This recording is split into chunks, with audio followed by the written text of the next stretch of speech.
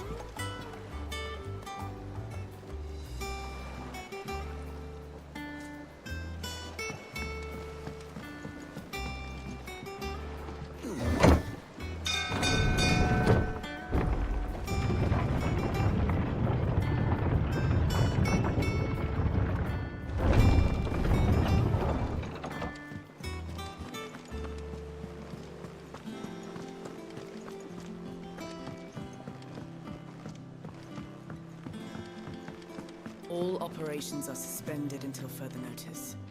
Ah, there you are, Clive.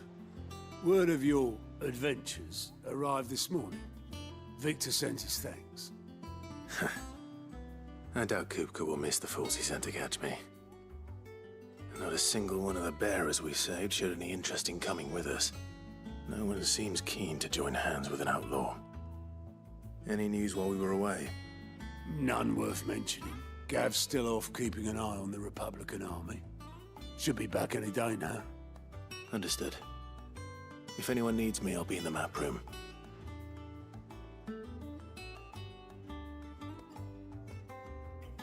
Still can't work that one out. There must be better places than the hull of a gutted airship to bury your nose in a book. Yet this is where she's chosen to be. And I'm sure she has her reasons.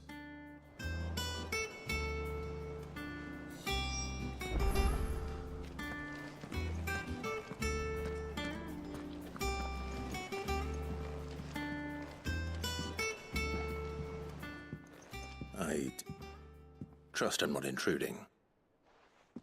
Back from your mission? I'm beginning to think your habit of surviving cannot be attributed to luck alone. One might say the same of you, Vivian Ninetails. I'll have you know that only 4 attempts have been made on my life, and none was especially memorable. So, to what do I owe the honor? Could it be that you've come for one of my lessons? Is that so hard to believe? Very well then. Shall we start with the state of the realm? To absolutely no one's surprise, she finds herself at the mercy of armies and outlaws. Well, mostly armies. Though that's not for want of trying, is it, Clive? But the real question is, how did we get here?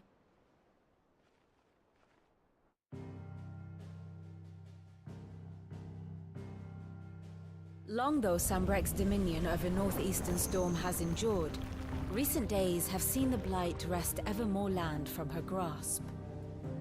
For which reason she has continued to wage war on her rival across the strait, hoping to claim less blackened pastures. But Odin would sooner pawn his sword than Waloed relinquish Ash. And the Empire pays dearly for every blade of grass bent beneath Sambrequois boots. Little wonder then that Sylvester set his sights on the crystalline dominion, an altogether easier target, possessed of no less ether. It was 5 years ago, while you were busying yourself with the destruction of Drake's head, that the Empire made its move, subjugating its theretofore neutral neighbor. A nation which could legitimately claim to be the center of the world. Certainly there is no better place to stage an army. From there, the Holy Empire's reach spans the Twins. The non-aggression treaty was the only thing keeping them in check. But if they truly broke the pact without provocation, it is only a matter of time before others reply in kind.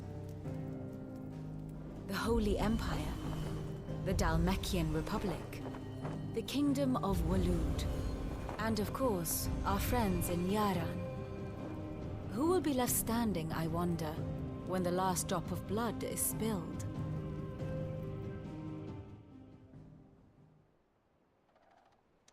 You were born in Twinside. Do you not fear for your home? Oh, dark clouds are wont to gather over the Dominion. Yet in spite of it all, she has ever endured. And when the storm has passed, I am confident she will remain. Now, as to the matter of payment for today's lesson, complete a simple errand for me and we shall consider ourselves even. Even? Right. Return this volume to old tomes in the shelves. Tell him it was, adequate. I suppose it wouldn't hurt to visit our resident historian.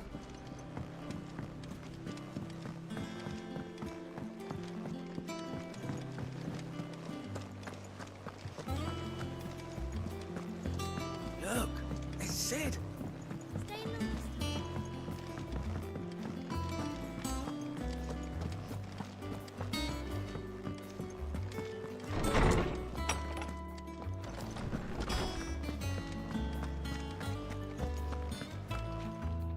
Lawsman Harpocrates.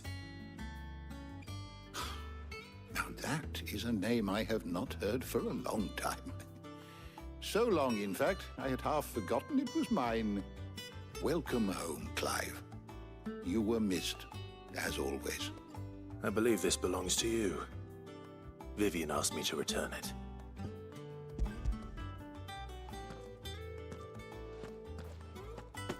Ready? Our resident scholar devours books faster than young Tet does lemon tarts. Would that I could do the same. But alas, I no longer possess the necessary constitution for such indulgence, either in words or tarts. That said, I have continued my search for mention of the creature you encountered at Drake's Head. But without access to the great libraries of Oriflamme or the Dominion, I regret that I have been able to find little and less. I am sorry. Please, don't apologize. I'll send word to our associates. See if they can't furnish you with more books. I fear it is not more books that I require, but the right ones. Mayhap we look in the wrong places. There are still libraries to the north. I'll see what I can do. You are too kind. There are not many in this world who would indulge the whims of a tired old historian. Not too tired to go filching Kupo nuts, though. Always got a pocket for him. Nicks him off the Moogle. Hush now. We all know there's no such thing as Moogles.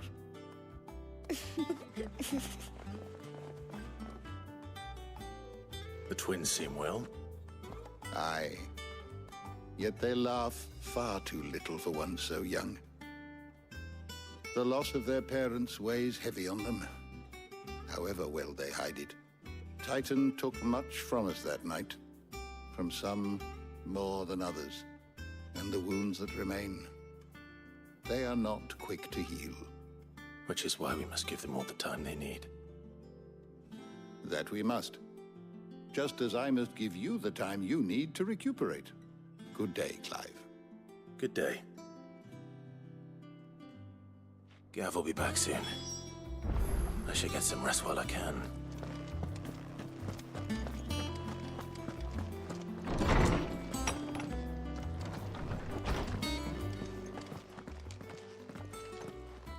Not back a blink and you're already off solving everyone's problems. It looks good, Clive. Goes well with the scowl. I'd had that brand for so long. I'd forgotten what life was like without it.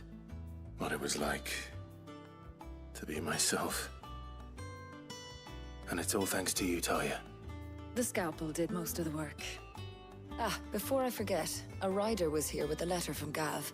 Otto left it on your desk. Not a Stolas. All right, I'll have a look. And then you get some rest.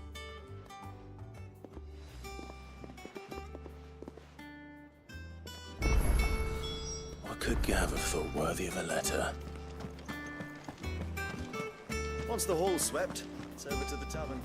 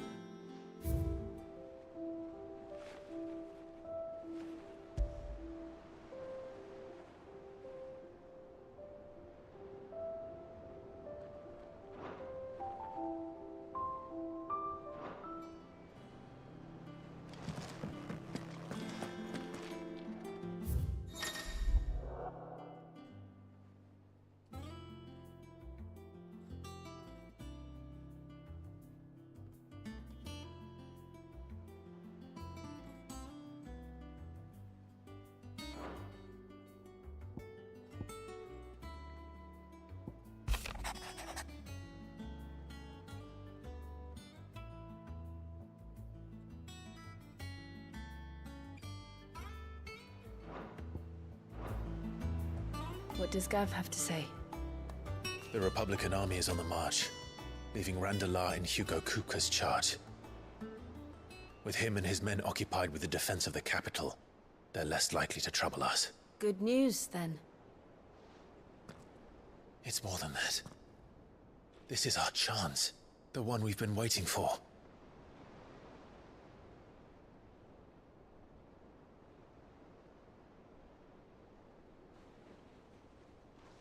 But look how far we've come. All that we have here, our friends, the hideaway, are they not cause for joy? 5 years. 5 long years. If I could only command this power I've been granted, we might have achieved so much more. But each time I reach for it, it's like something is holding me back. Summoning an Eikon exacts a price not easily paid.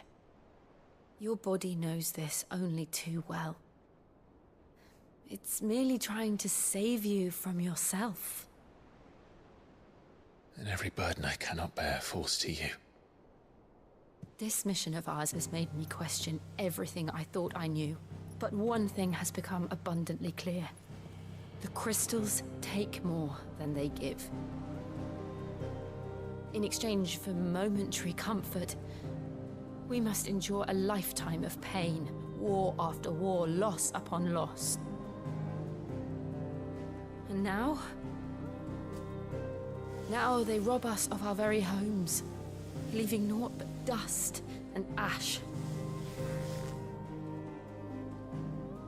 But you're trying to change that. We're trying to change that. And to me, that's no burden. I know, but... Try not to forget. We're only here because Joshua gave us a second chance. It would be a pity to waste such a precious gift.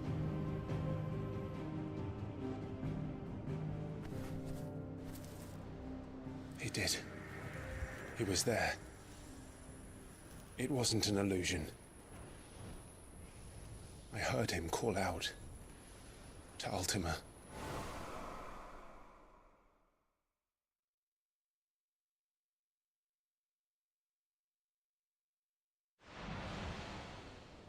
If Joshua is still alive, he'll be looking for that thing. Do you think he will ever come back? I know he will. And we must be ready when he does.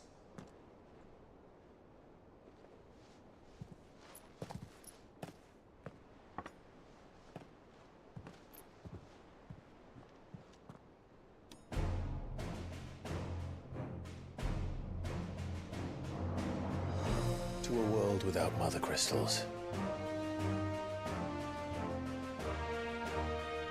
To sit.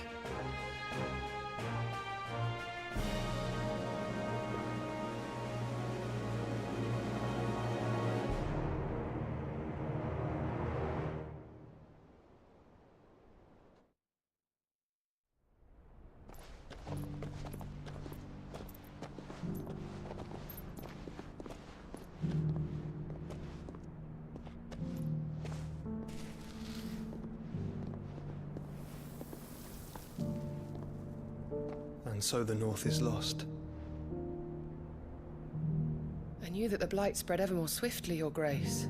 But this is far, far worse than any could have imagined. It is only a matter of time before the twins are no more.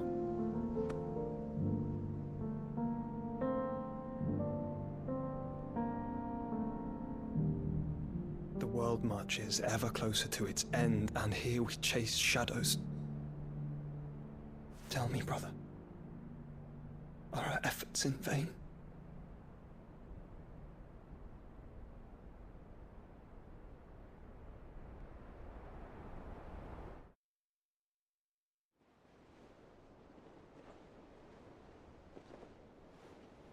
Master Clive, a moment, if you...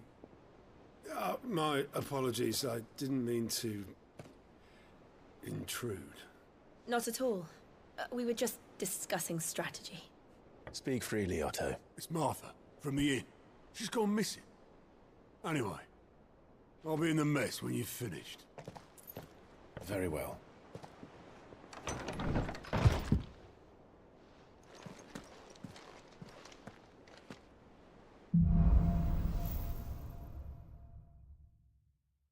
What would make Martha leave the rest?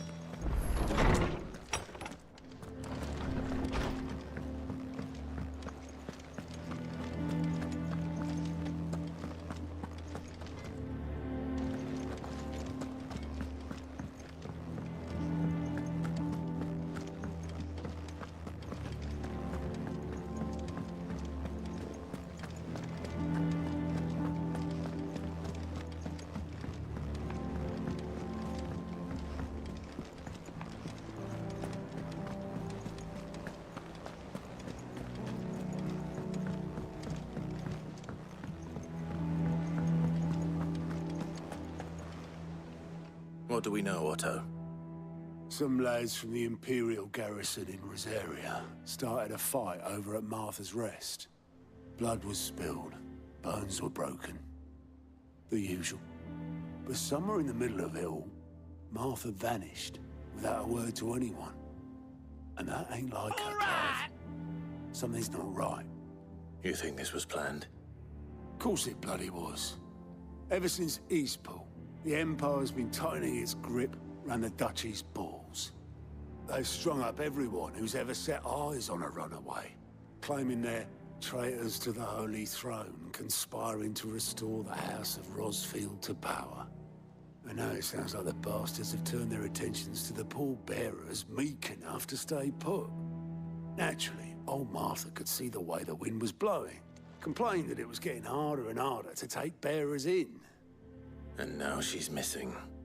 If she's fallen into the hands of the Empire, we could be next. Couple of curse breakers are already on their way to the inn. They should speed up the search.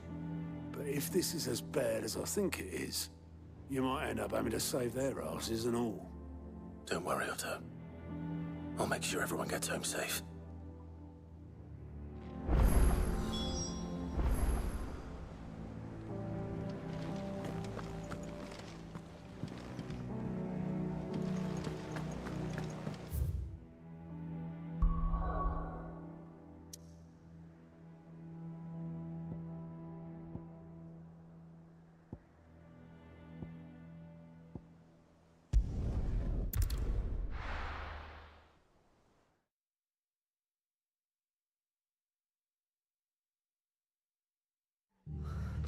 What happened here? Come on. We need to find the others.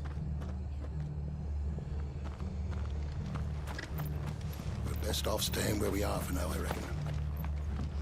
Let's get you to a physical. Sid? What said you'd be coming?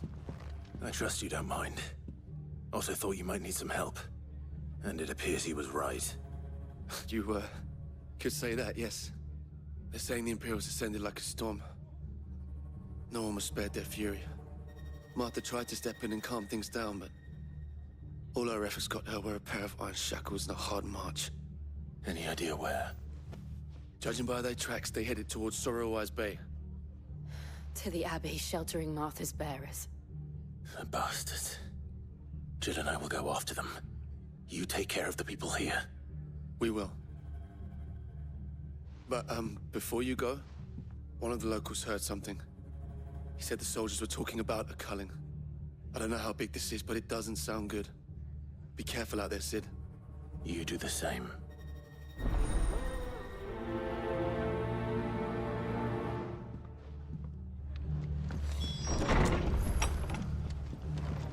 Cole is right. That was no tavern brawl. It was a message. But a culling. Bearers are the property of the Empire. The garrison wouldn't have the authority to act alone. The orders would have had to have come from higher up.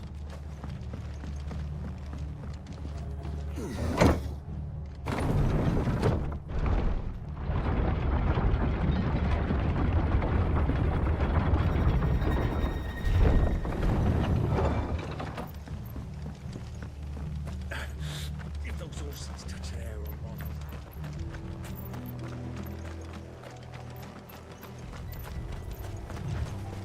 We're not alone.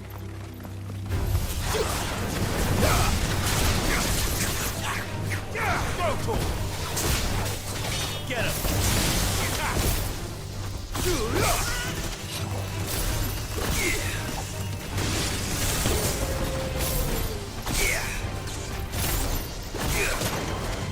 This one!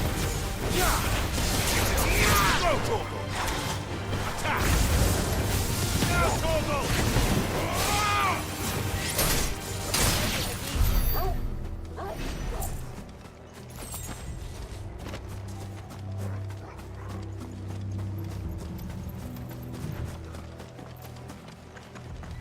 Look. Up ahead. Martha, are you hurt? Don't worry about me. It's them at the Abbey who need you. You have to do something. Tell us what happened. What happened? The damn Black Shields, that's what happened. The Black Shields? The bastards caught wind. The abbot and I were helping bearers. They were gonna hang us both. When the sick rose from their beds. Poor souls turned on the Imperials. Distracted them long enough for me to get away. Then, they may still be alive. Martha, do you think you can make it back to the inn? Cole is there with the other curse breakers. I think so. Thank you, Clive.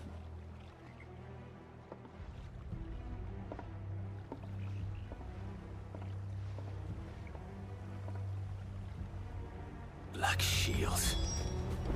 Is this some sort of twisted joke? There has only ever been one Order of Shields in Rosaria, and they fought to defend all her citizens.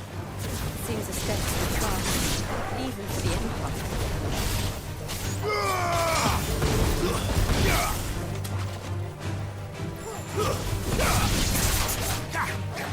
Get him!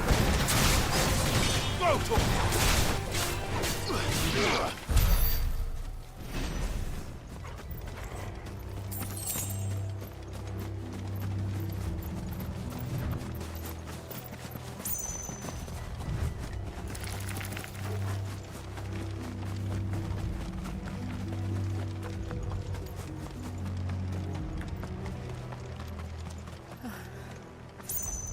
Are we too late?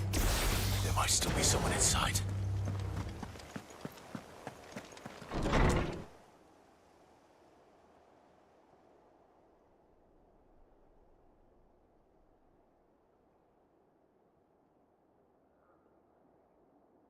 No. Damn it. I thought you lot were all spent. Murderers. They drove the bearers to this. Wait. These two aren't turned. That bitch of an innkeeper must have sent them. Colluding with the enemies of the Empire is a serious offense. And for their crimes shall they be punished. Such is the law. To dwell in darkness that we may purge the night and welcome lasting dawn. On these our swords we swear, How dare you speak those words? Have you no honor? Clive. This won't take long.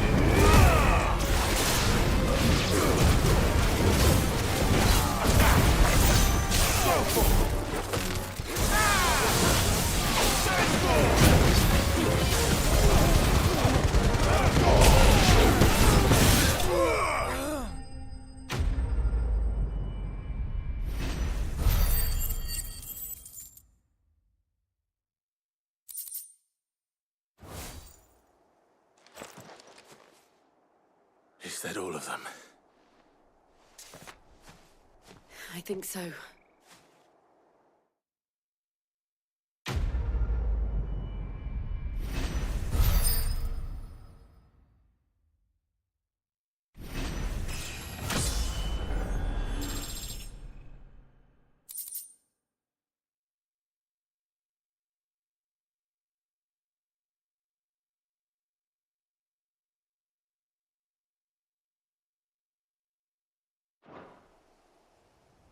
I didn't see the abbot. He may still be alive.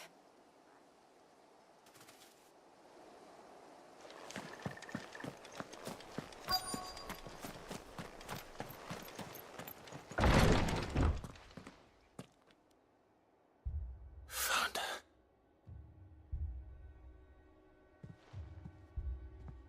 The abbot.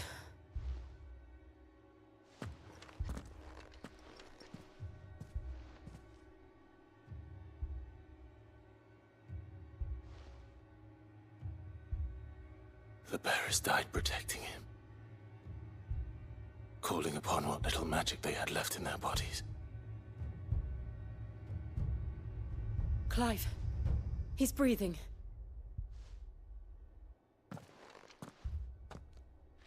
We're friends of Martha. We're here to help. Are the Imperials dead? They are. Every last one. If only that were true. The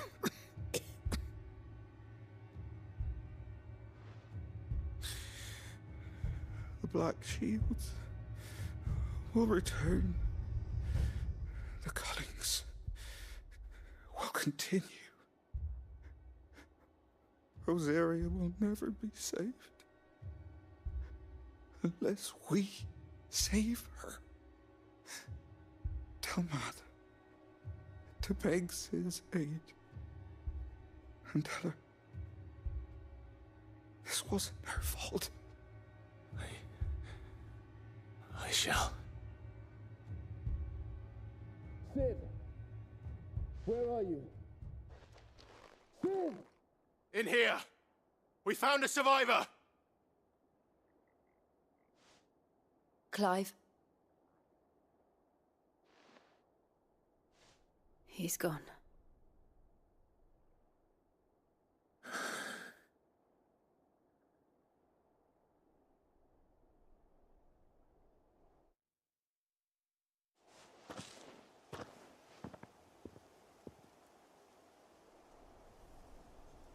We've laid the abbot to rest.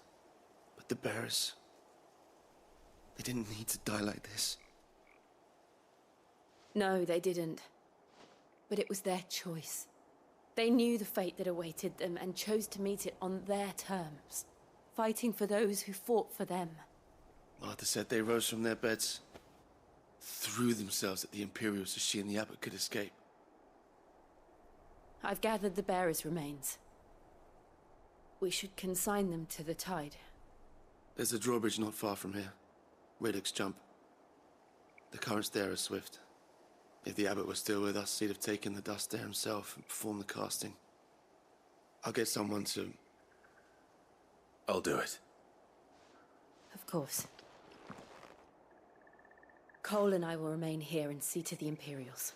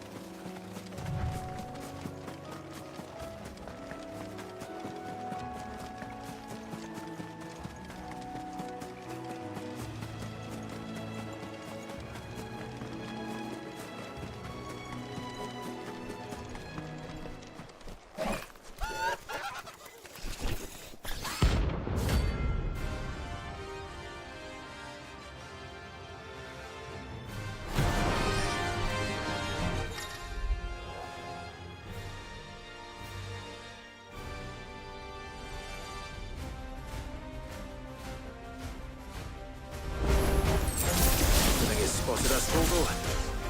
What am I saying? Of course it has. It's a floating eyeball.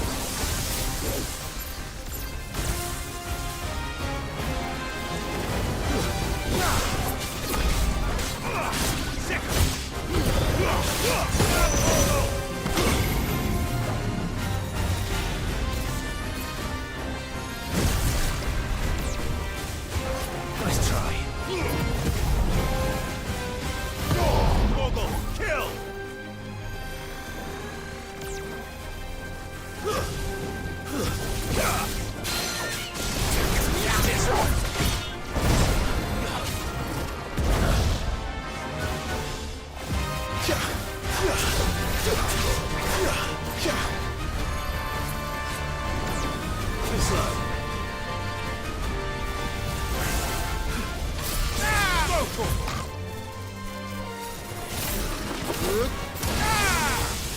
Nice try.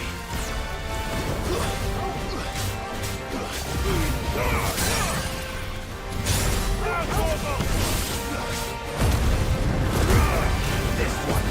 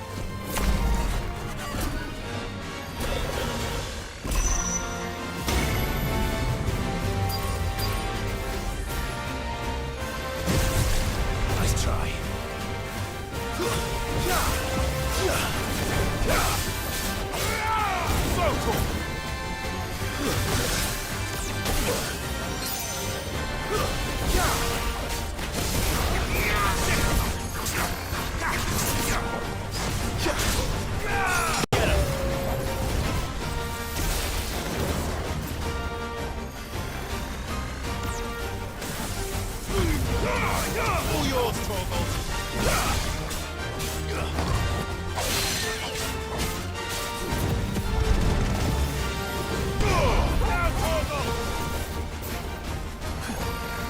Too slow. Nice try.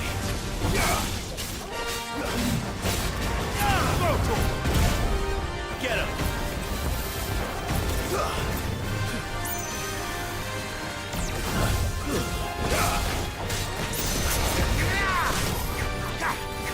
Over here.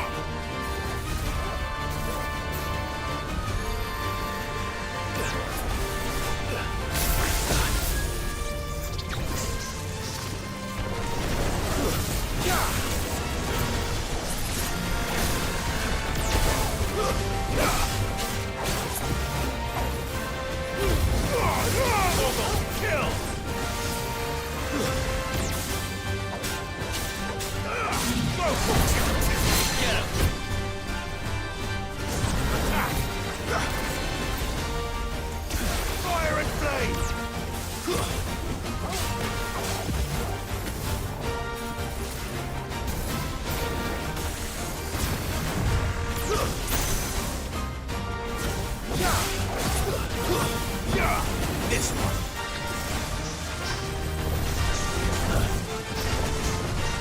Too slow.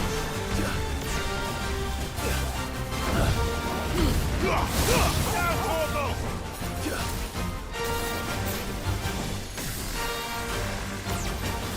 Nice try.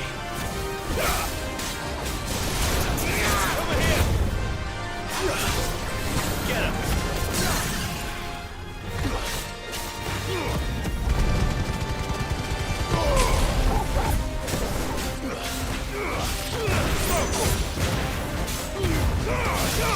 All yours, Torgal. This one. Over here.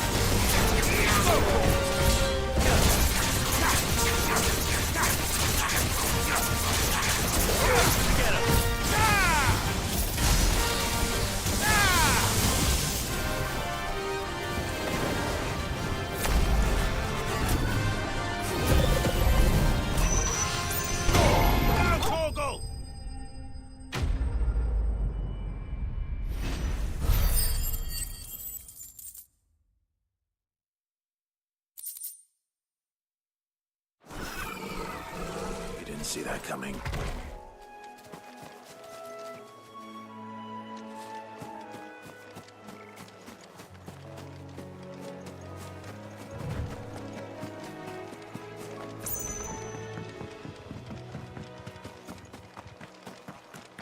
That must be the bridge.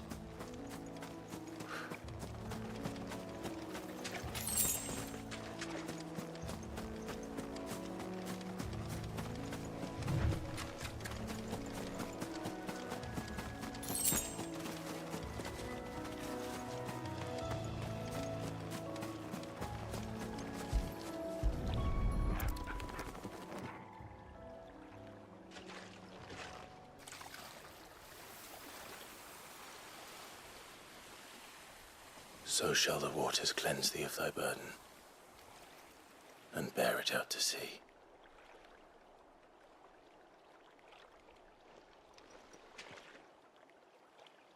And now they are truly free. I hope so. What of the Imperials? A pyre was made. It's more than they deserve. We should go back. Cole is worried about Martha. All right.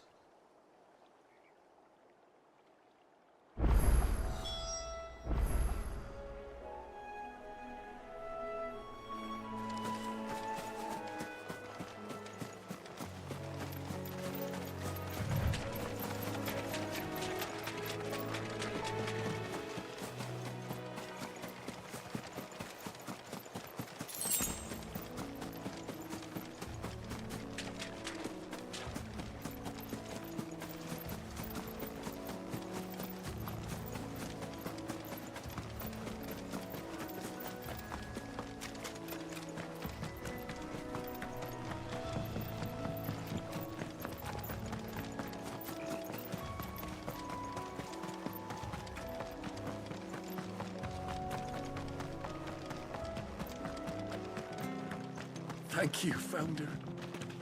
Thank you, Phoenix.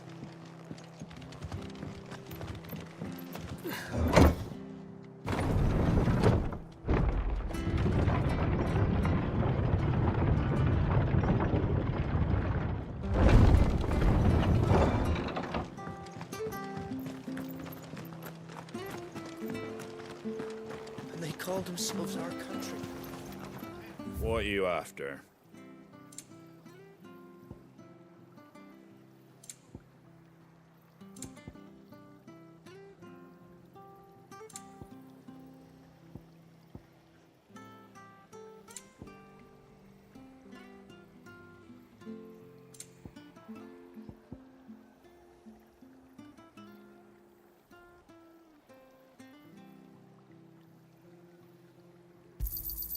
Much obliged.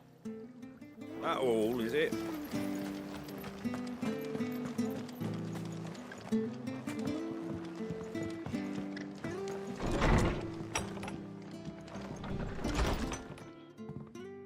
No one survived then?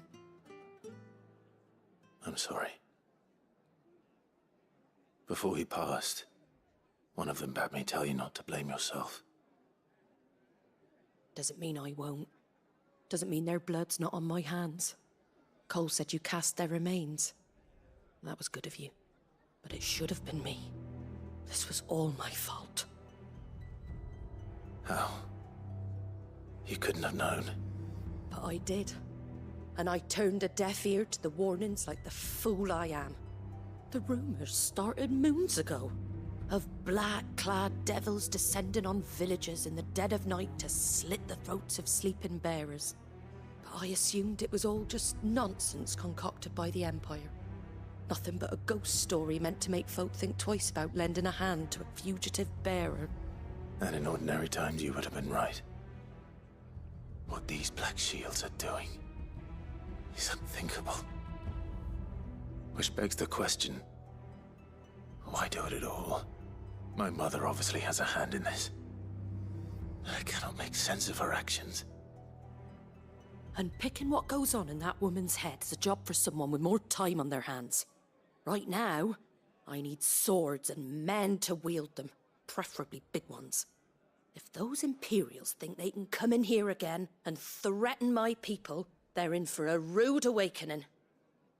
Oh, before I forget, a Stolas from Otto landed just before you arrived.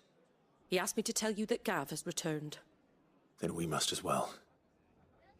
Will you be all right here, Martha? We can stay longer if you wish. No need.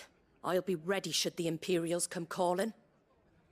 Though I wouldn't turn my nose up if you were to lend me a pair of them strapping young cursebreakers.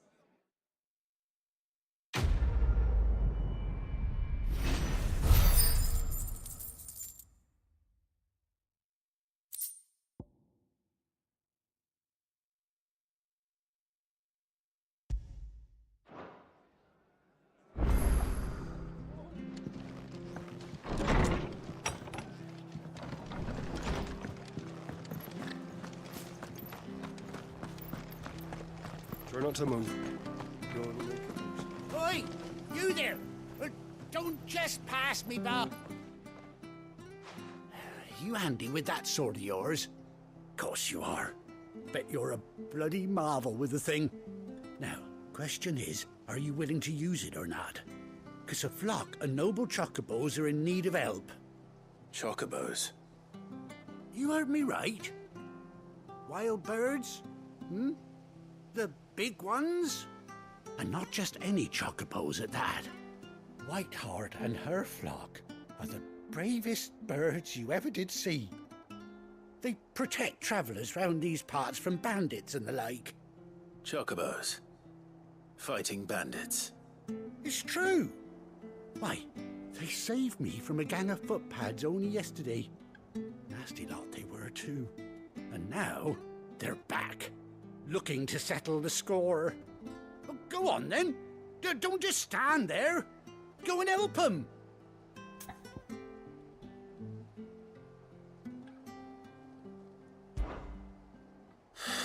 All right. There's a good lad. Where can I find these chocobos? I saw him cut across the way over yonder.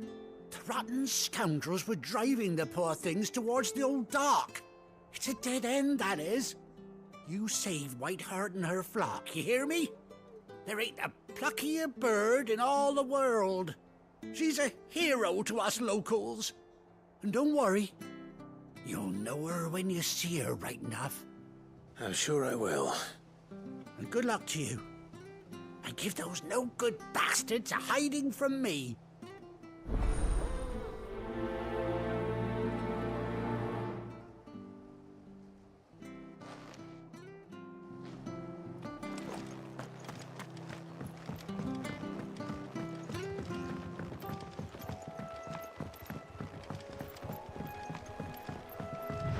Whiteheart.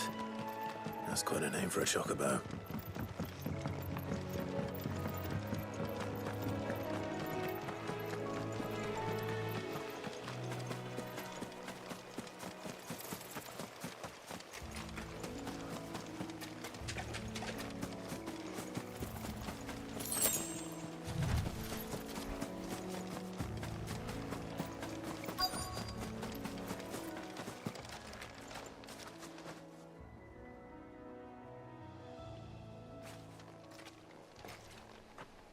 A white feather.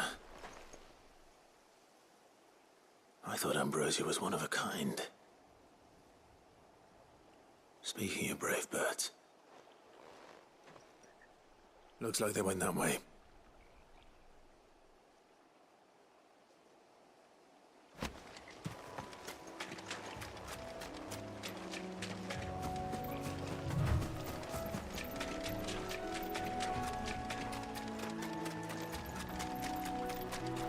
These chocobos aren't going down without a fight.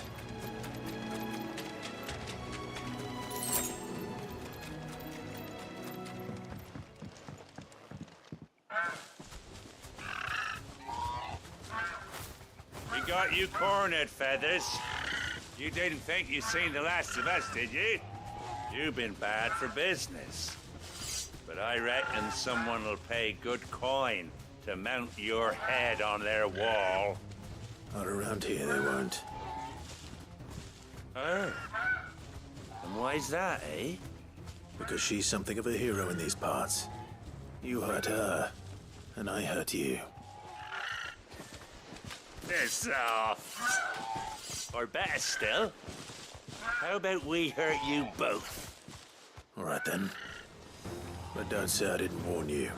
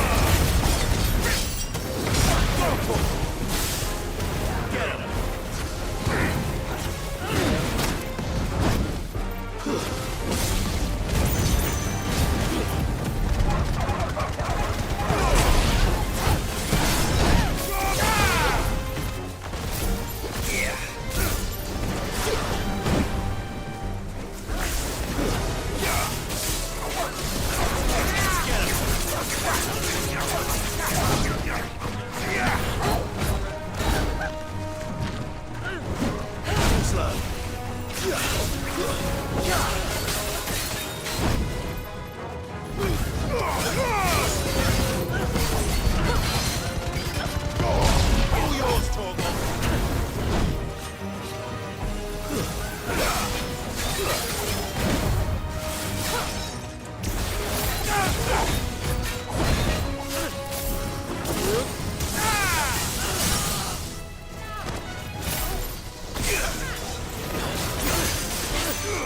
Get him.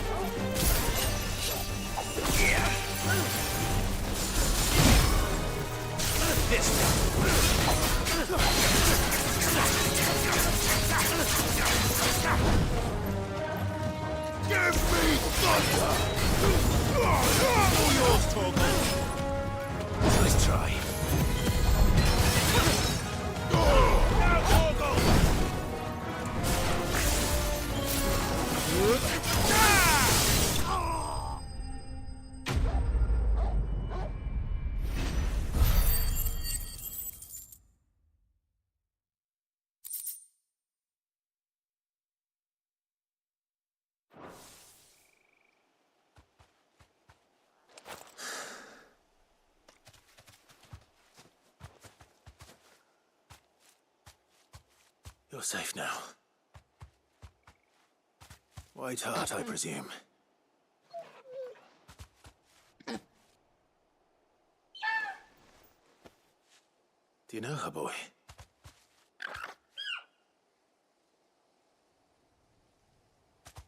That scar. It couldn't be.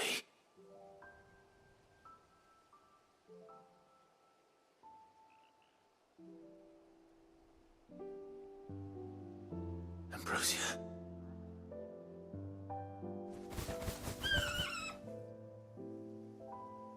It is you. You survived.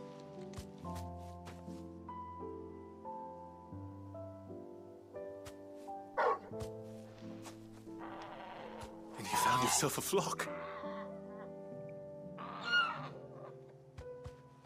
Oi! Is it over? thought I'd come and see how you were getting on. Oh, well, you sorted the bastards then. I knew you would. And the whole flock made it through unscathed. Thankfully, they did. And not only that.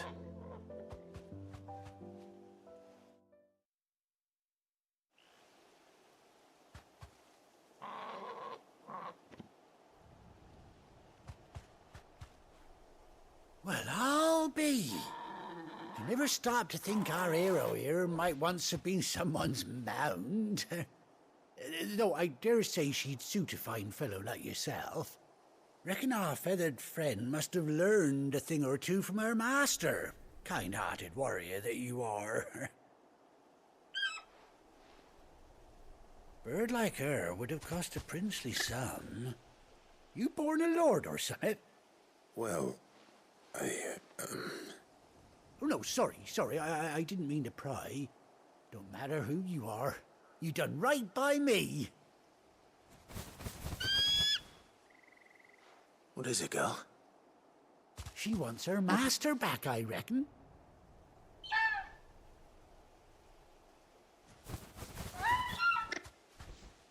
Told you. And it seems her pals agree. Is that it? You want to come with me? Well, bugger me if this ain't a heartwarming sight. The lads down the stables will be hearing about this tonight. Oh, stay right where you are.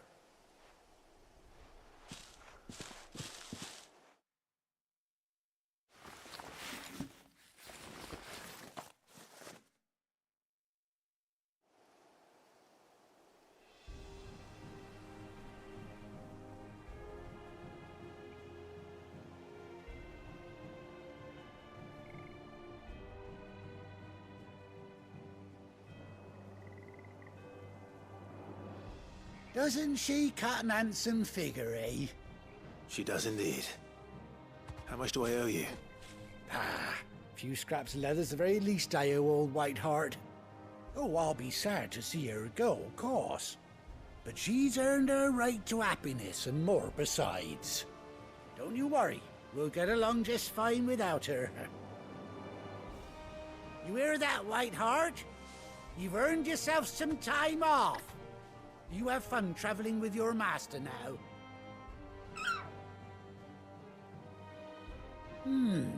You seem awful familiar now I get a proper look at you. That's it. When those chocobos swarmed my cart on the road, didn't you? No, that can't be right. That fellow was a bearer. Must have been my double. Oh, must have been, eh? Oh, that'll be the excitement getting to me. Silly sod that I am. Pay me no mind. Anyhow, best be on my way. Good luck to the both of you.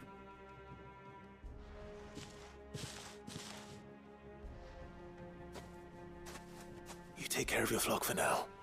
I'll call you when I need you.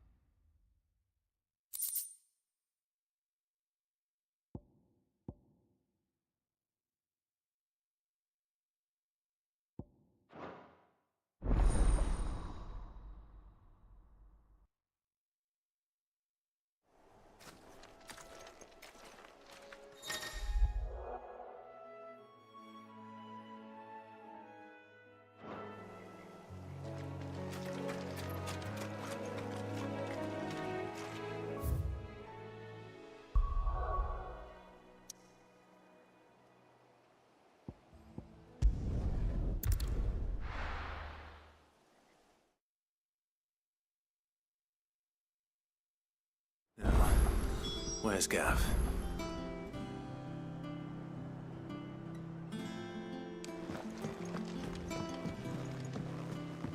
I hear there's trouble.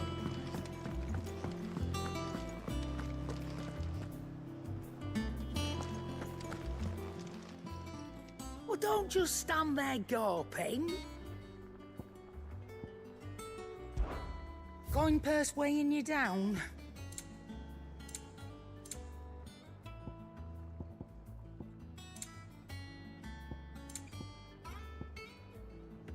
Come again.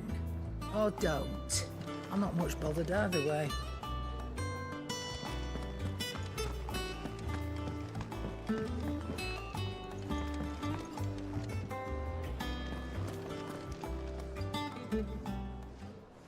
Ah, Clive! Oh, I've missed that scowl. Where's my report? What, no kind words for your old pal Gav? If it's kind words you're after, you're fishing in the wrong barrel. Now sit down, you fool.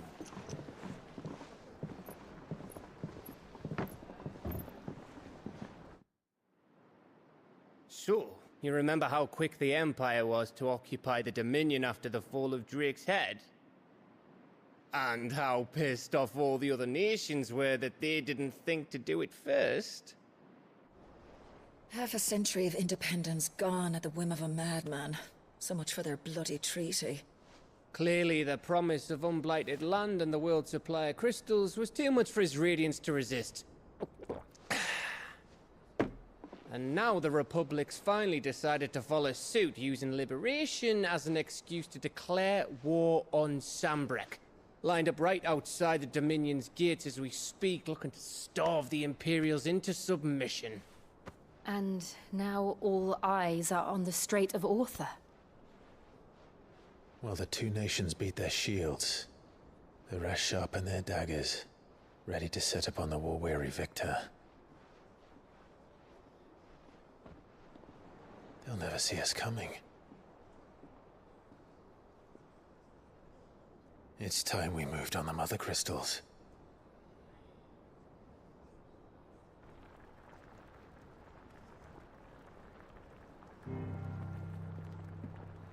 Four Mothercrystals remain in Storm and Ash.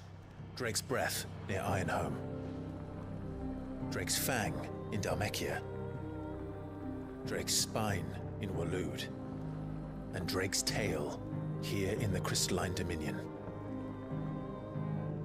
With the bulk of the Republican army marching to Twinside, Drake's Fang will be left exposed. That is exactly the move Kupka would anticipate. And if there is anything these past 5 years have taught us, is that he loves his traps. There is one place, however, where nobody will be expecting us to go. Drake's Breath. There's a shitload of sea between us and it, and I've never been much of a swimmer. I have an acquaintance in Port Isolde who may be able to help. Who's that then? My uncle, Byron Rosfield. Lord Byron Rosfield of the Seven High Houses, the trade magnate with holdings in over 100 cities. Wait, Rosfield. And you're a Rosfield, of course. My uncle's name gave him his start in the world, but it was his acumen which earned him his fortune. Along with a handsome fleet of ships. Well, it's settled then. What are we waiting for, eh? Huh?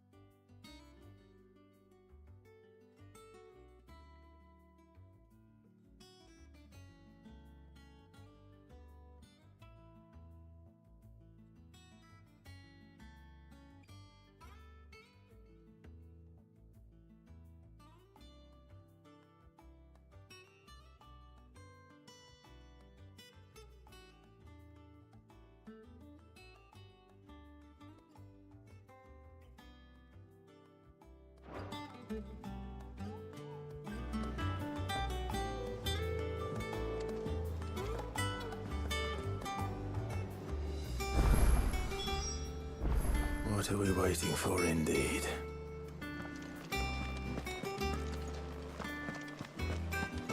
Think it's all right to touch him? Clive. What's saying for you, dear?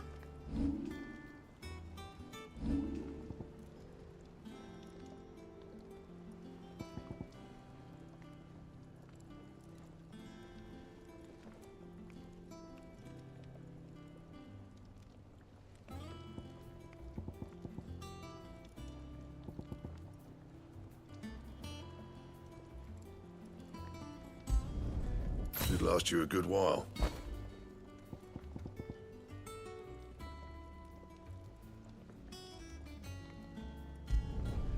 Not bad, if I do say so myself.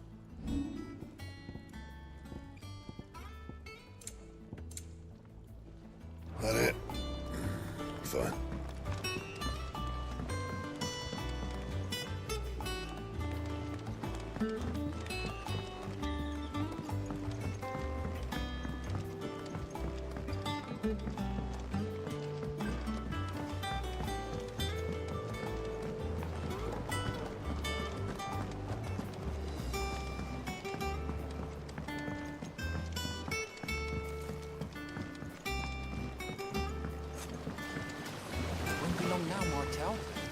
Sid, I was hoping to speak to you.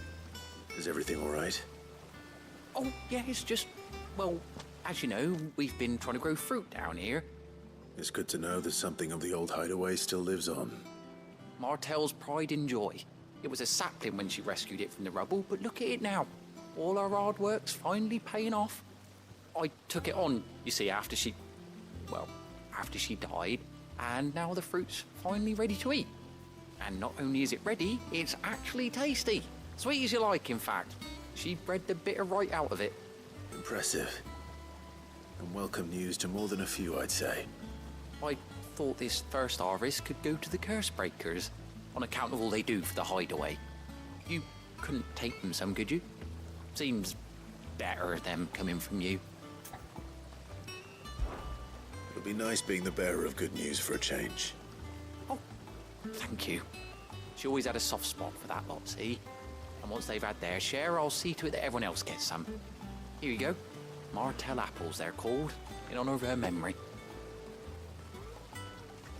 You hear that, Martel? Today's finally the day.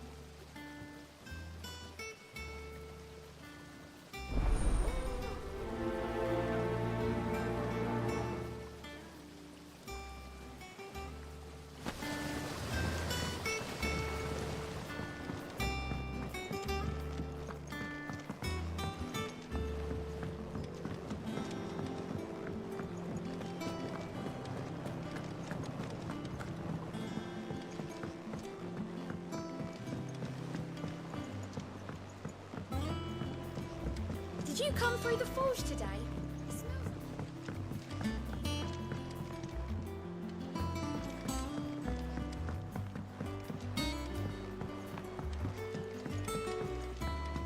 And you say Sid built this place?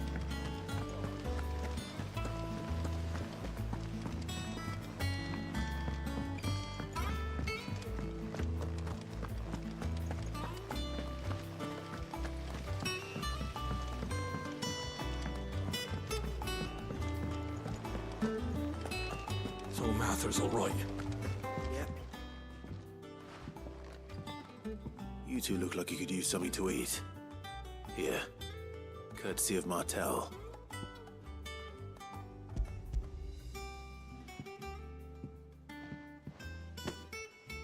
Martel. Now, where have I heard that name before? Weren't she the girl from the Furrows? Course she was. An odd sort, that one. Loved plants more than people. Aye, and brave as a bane might. Remember when she ran back into the hideaway to collect them trees when Titan attacked? Wait. These aren't those apples, are they? Well, I'll be. She'd have been proud, and rightly so. Thank you, Sid.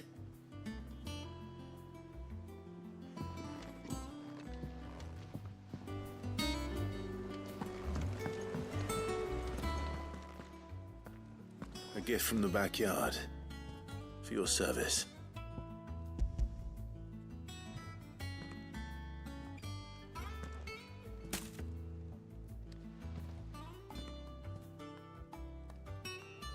Blimey, these take me back.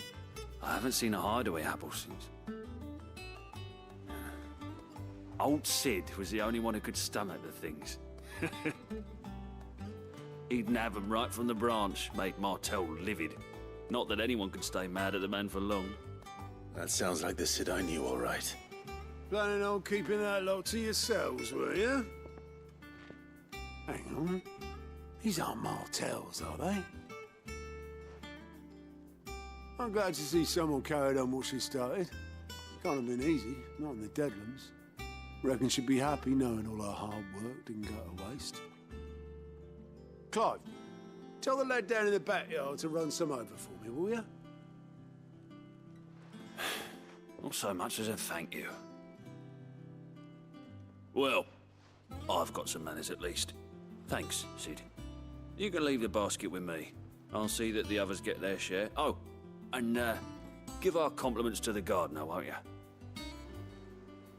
That was the last of the apples. I should head to the backyard and pass along everyone's regards.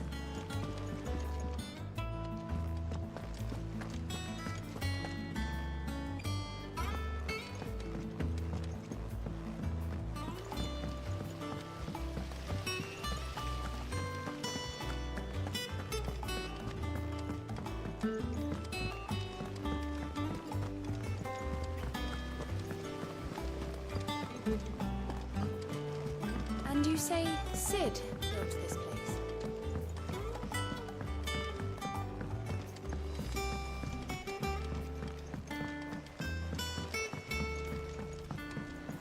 Did you come through the forge today?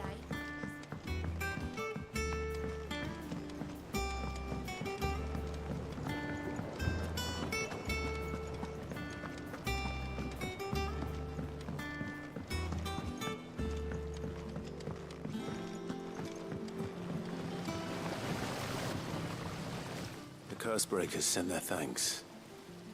And their compliments. They were clearly very fond of Martell. They remembered her.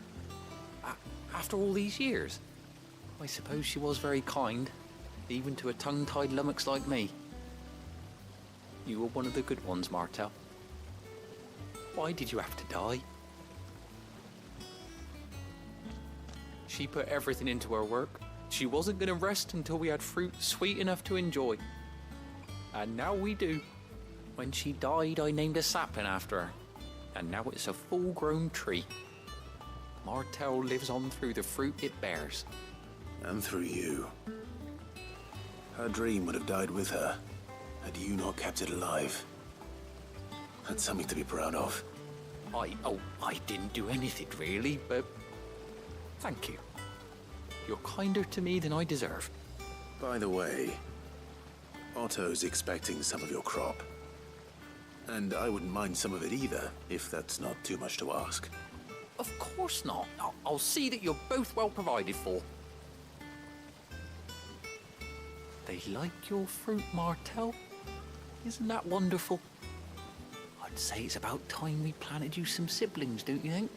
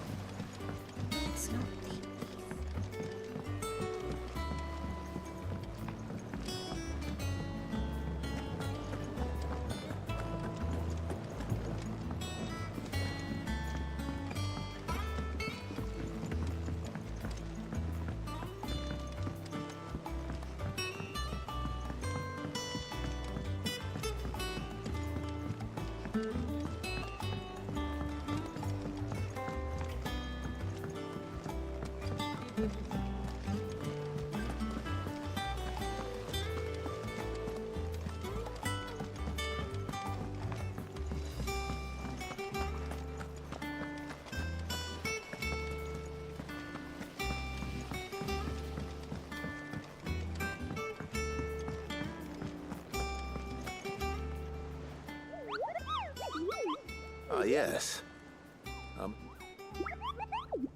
I'll stick with nectar if it's all the same to you. What seems to be the matter? The hunt board?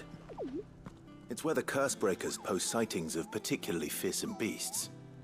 Those that might pose a threat to our operations if they were left to roam free. Just because they can't be dealt with when they're spotted, doesn't mean they can't be dealt with later. Was that what you wanted to know?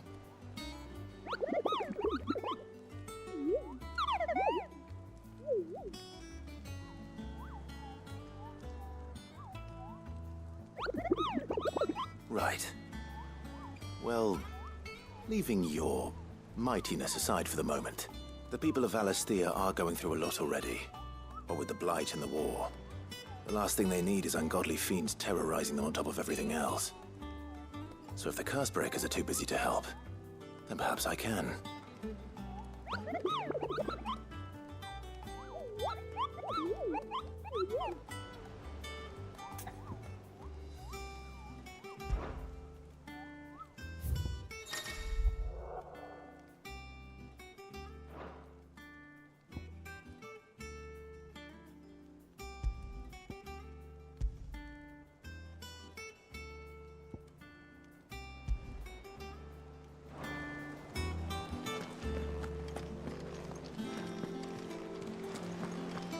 Doesn't sound like any.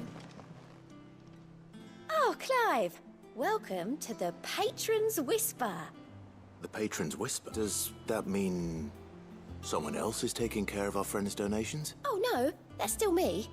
It's just Karen has her toll, Blackthorn has his hat. I still catalogue every item that arrives, in addition to setting aside... Come to claim your just desserts?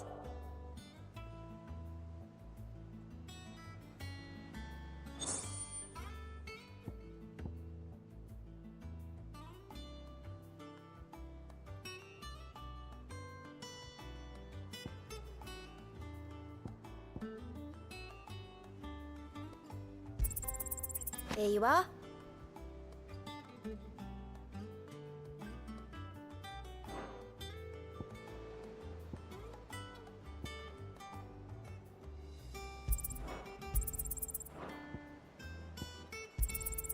You earned this.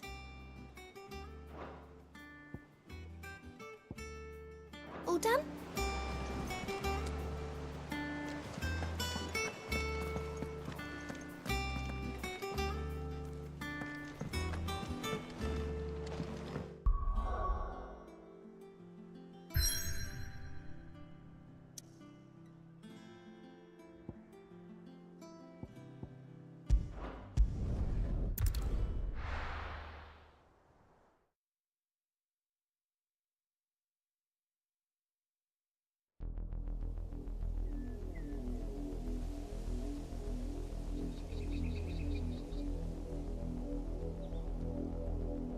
Do you think it was wise to leave, Gav? He didn't seem pleased. I needed his eyes and nose in Dhalmekia. I'm not about to let Kupka take us unawares. Besides, he has a knack for that sort of thing. That he does. And wasn't it Sid who said that matters such as these are best left to dominance? Especially should one of his beloved opportunities to grow and change present itself.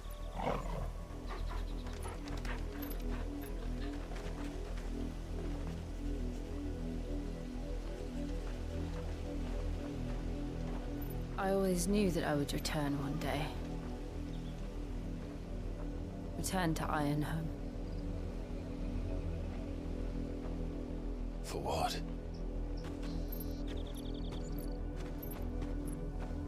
After learning the truth, you were given the chance to face your past. If I am to continue at your side, I must do the same.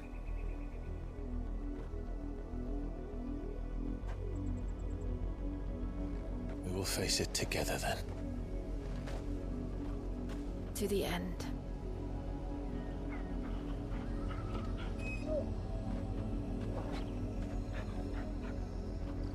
Come on.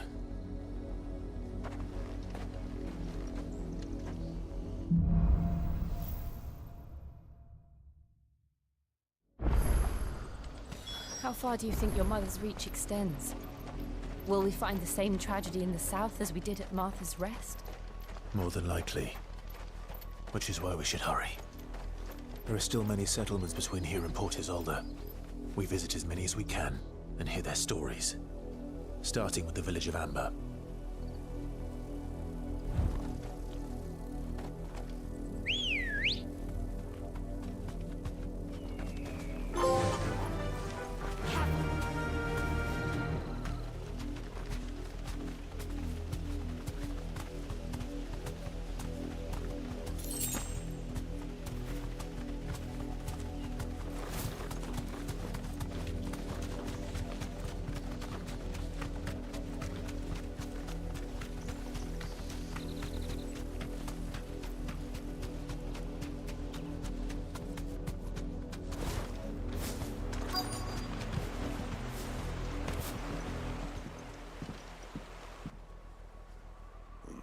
Mockery of justice is what it is. Lord Elwyn would never have stood for this. Quiet, you! I think we're loyalists. Jill, look.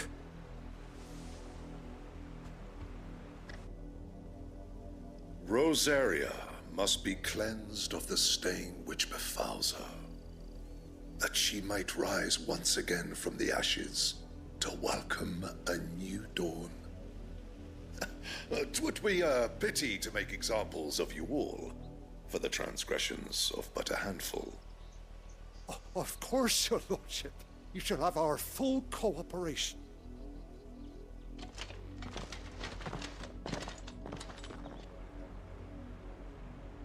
What business could the Black Shields have in a village this small? There's barely room to hide a bearer. Then they must be here for something else. You fancy dancing a gallows jig like the miller's son? Welcome, stranger.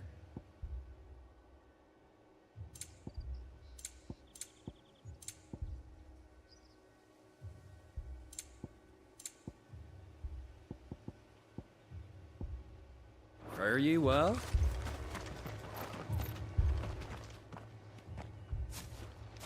Excuse me, but what was all that about earlier? You haven't heard? Someone's been stirring up trouble. There've been attacks on the garrison, supplies stolen. They even say a Black Shield was murdered. The Empire wants answers, and what the Empire wants, Empire gets. Don't they just?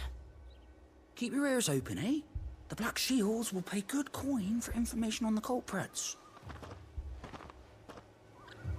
You'd have to be dull as a sack of stones to think you could take on the Empire. What with their 100 full legions? 100? I heard it were 1,000.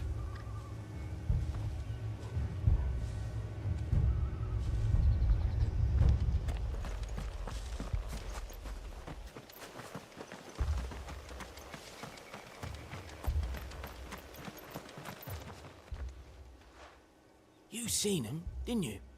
I'm sorry. The Black Shields. Just now. You seen them, didn't you? At least I think there was a Black Shield. Can't say I ever saw one before. Was this the first time they visited the village? What do you think? Amber's the arse end of nowhere. And they thought we might be harboring firebrands. Huh. If only we were. I might have turned them in and become a Black Shield myself. You don't think these firebrands the Empire is looking for could be us, do you? I don't know. But we need to find out.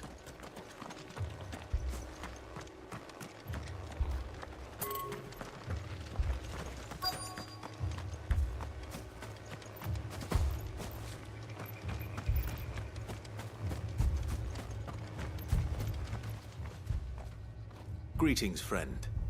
We are travelers. I know that. What do you want? We couldn't help noticing those Imperial soldiers who were here earlier. Don't you go telling these strangers a thing. I speak for the people of this village, and we have nothing more to say to you. You are to leave Amber and never come back. May I at least ask why? I don't know who you are or what brings you here, but your presence puts us all in grave danger. The Empire is a harsh master. Its demands are great, and its justice swift. But as long as we keep our heads down and pay our tributes, we are left alone. Some might call it submission. But if it will spare my people the Viceroy's wrath, then I will gladly submit. This village will not become another East Pool. Then we shall be on our way.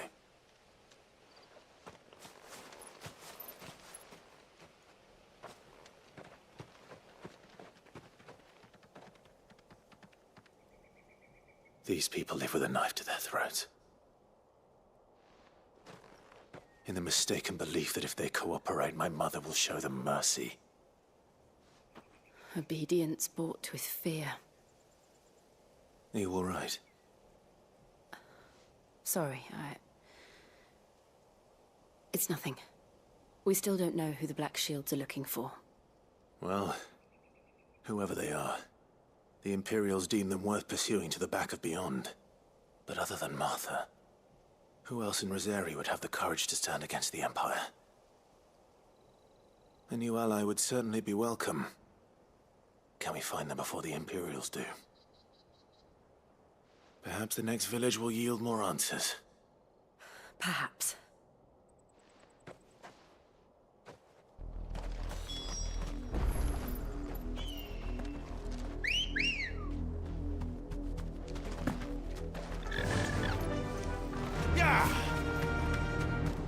This pass will take us through the mountains. And directly into the path of whoever or whatever lurks here.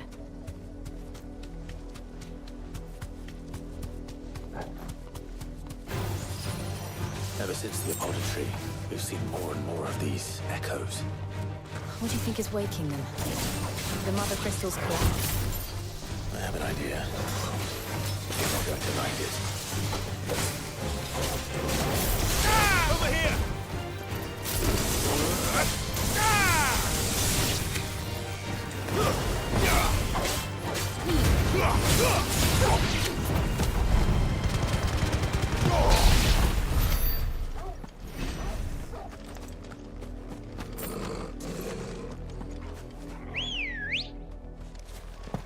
Come on. Fly, Ambrosia.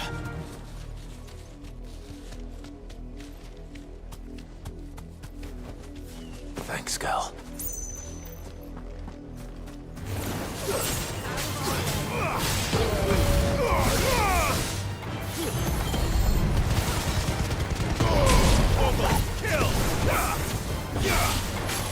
Over here!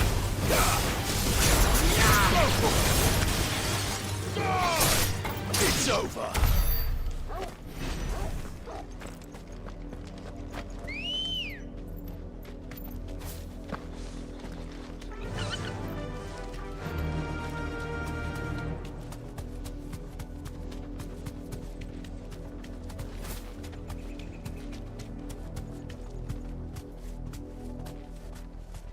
Be safe. More of my mother's men.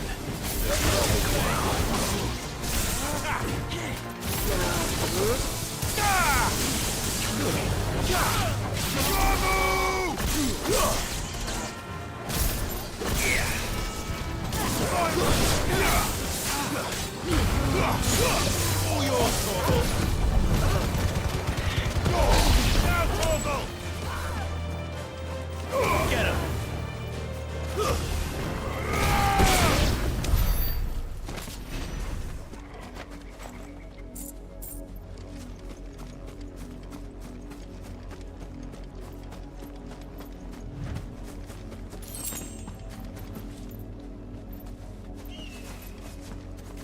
No use calling Ambrosia now. Come on.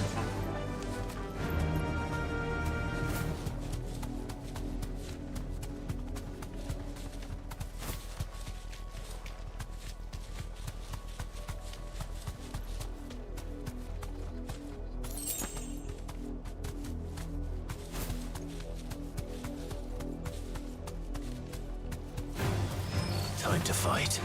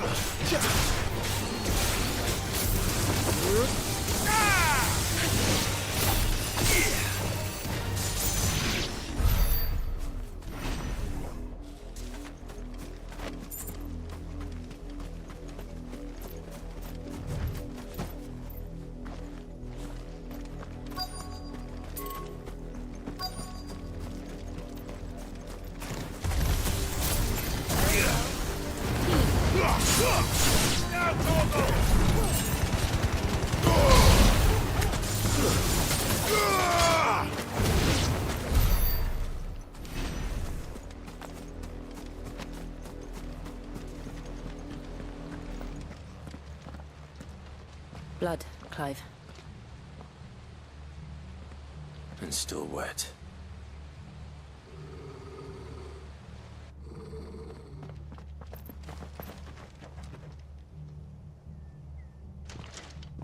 You were told to stay in your homes. The Black Shields. You know who we are. And still, you would bear your steel.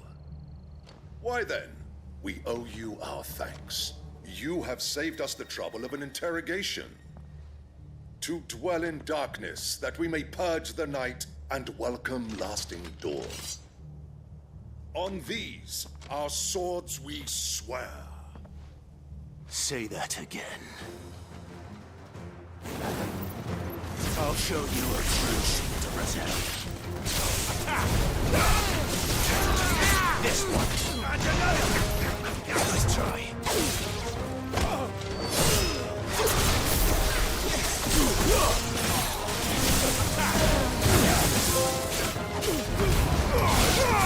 All yours, Torgal. Now, Torgal!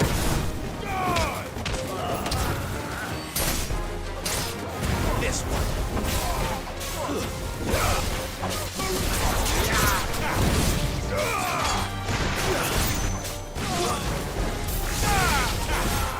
Get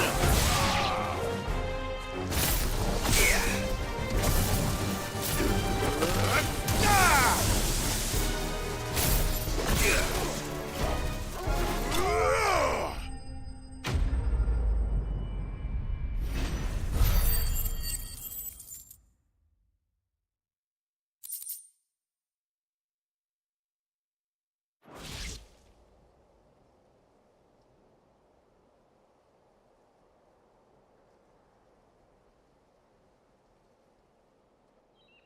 Tell me what I want and the end will be swift. Who are you looking for? Why, you. We come bearing a message. Your friends have been found. The branded you freed from our camps. They await you in Odin.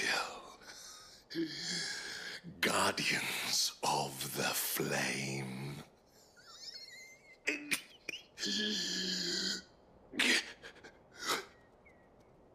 Those are Old Hill's gates. Then we hurry.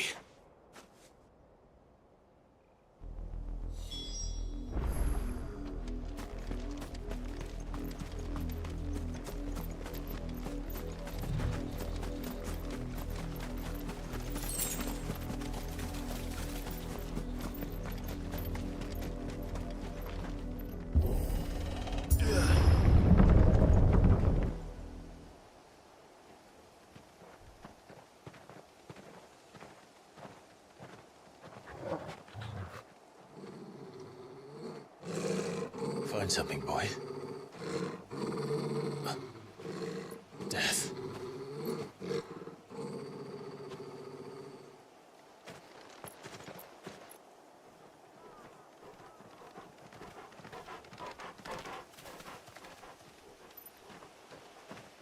Found her.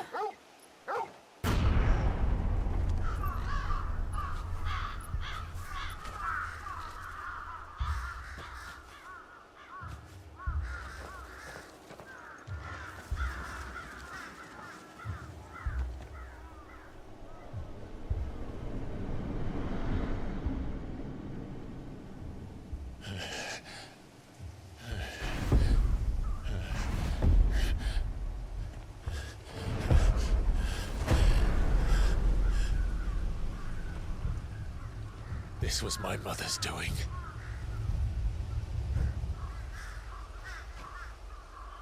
But why? Why would anyone... I don't know. I never truly understood her. But this... Oh, Clive.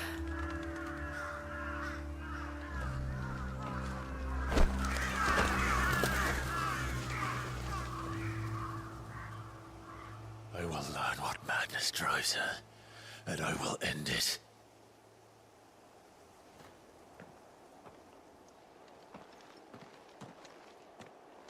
We should go. Yes.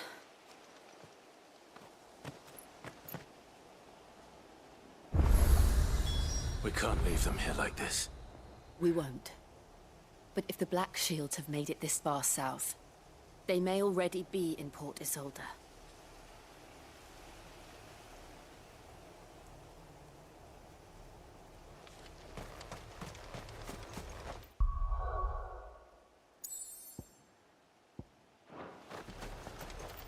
Ambrosia won't help me here.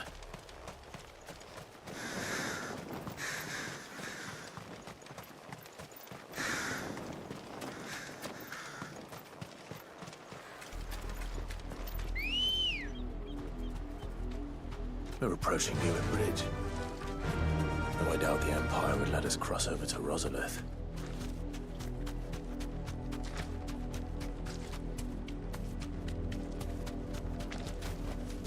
That'll do, girl.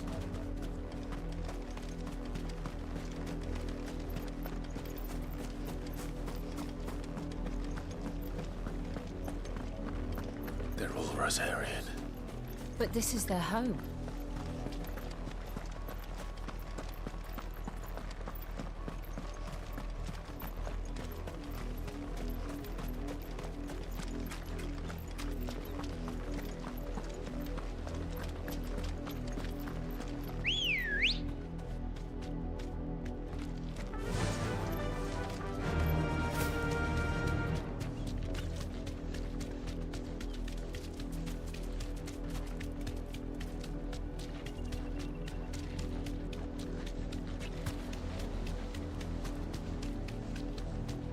The Lazarus.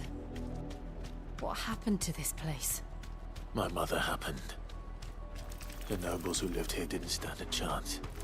Let's hope my uncle fared better.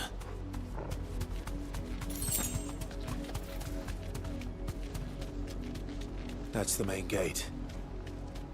And it looks like we're not the only ones hoping to get in.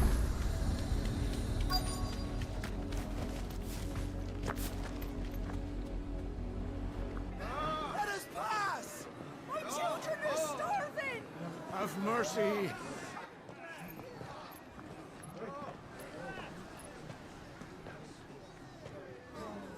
Voice-ridden dogs they are!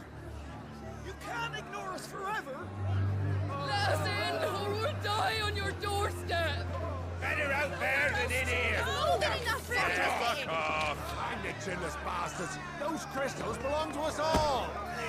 I said, where were you, filth? Back to your sties! Cut you down where you stand! Just try it! No chance of slipping through unnoticed. We'll need to find another way in.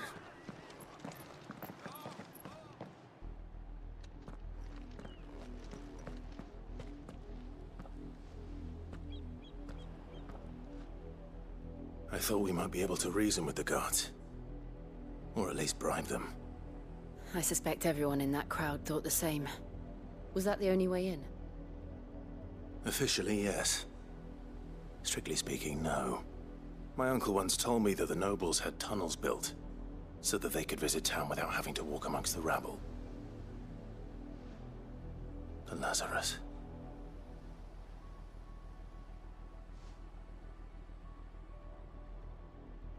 We'll find our way into the city there. If you're sure. The entire place looked abandoned. Do you think it's safe? As long as it is abandoned.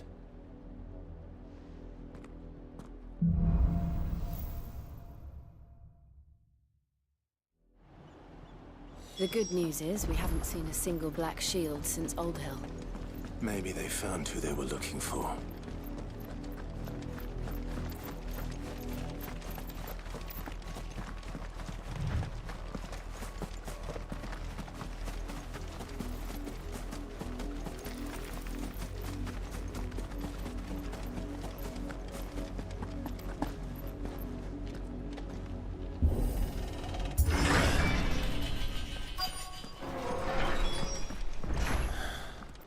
This is nothing like I remember it.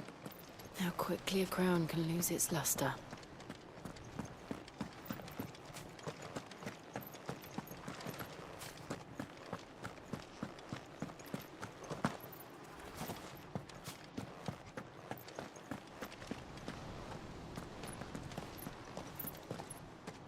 Not abandoned then.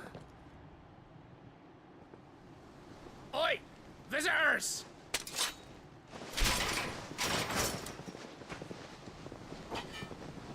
Apologies. We'll show ourselves out.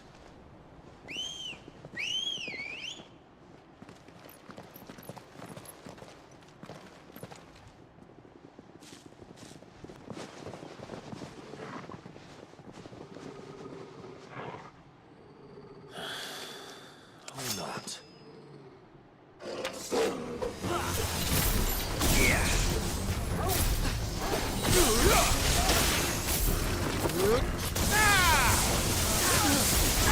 This one. All yours, Torgal. Go, Torgal.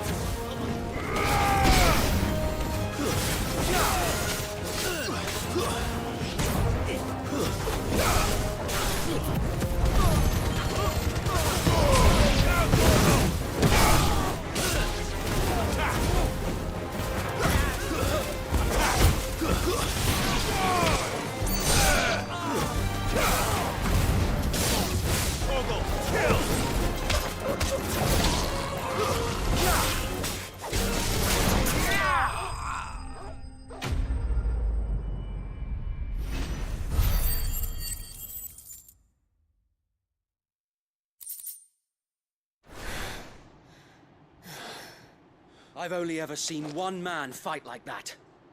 And he's long dead. Then perhaps it's time you joined him.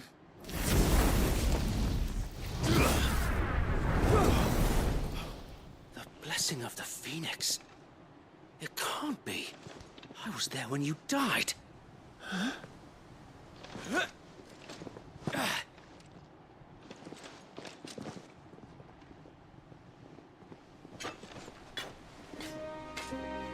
Forgive me, my lord.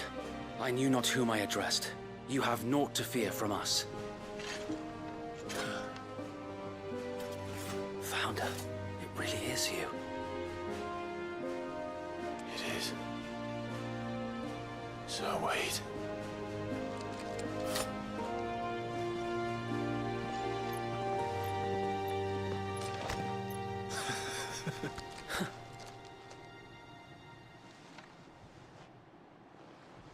We can speak inside.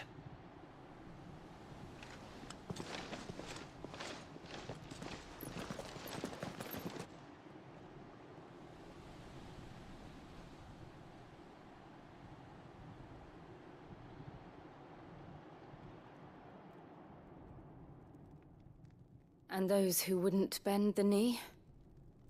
We left before the Empire could make examples of us, though we didn't go far.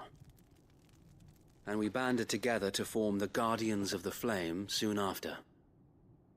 Alas, there is only so much a handful of aging shields can do against the might of an empire.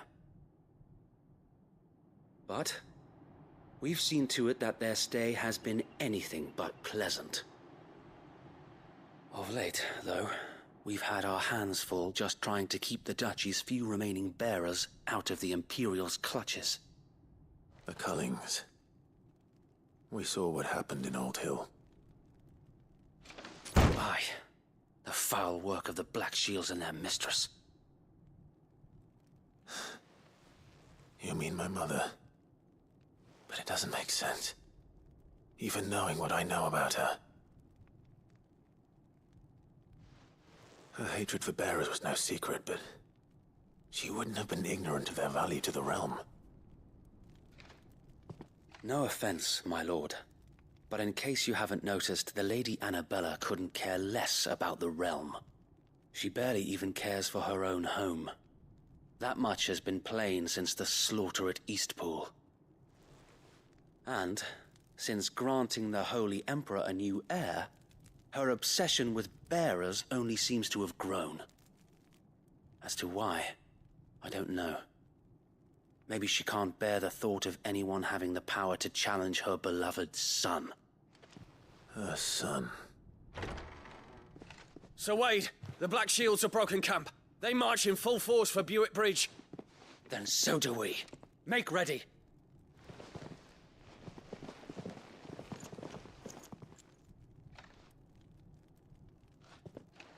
This is their main host.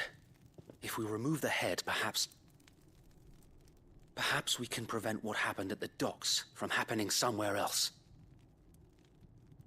If I do nothing, then the blood of their next victims will be on my hands.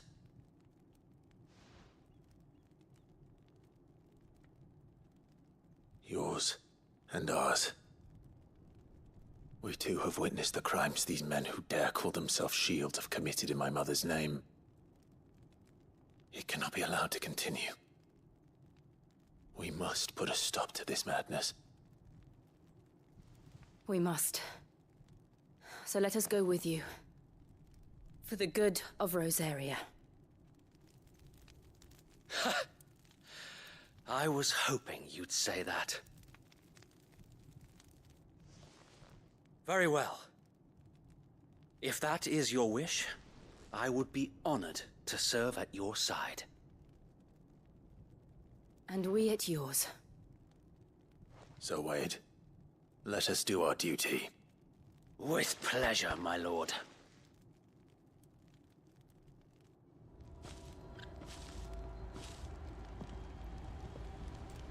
I imagine this endeavor will require more than just our wits.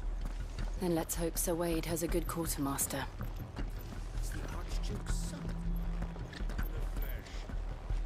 Allow me to tend to your needs, my lord.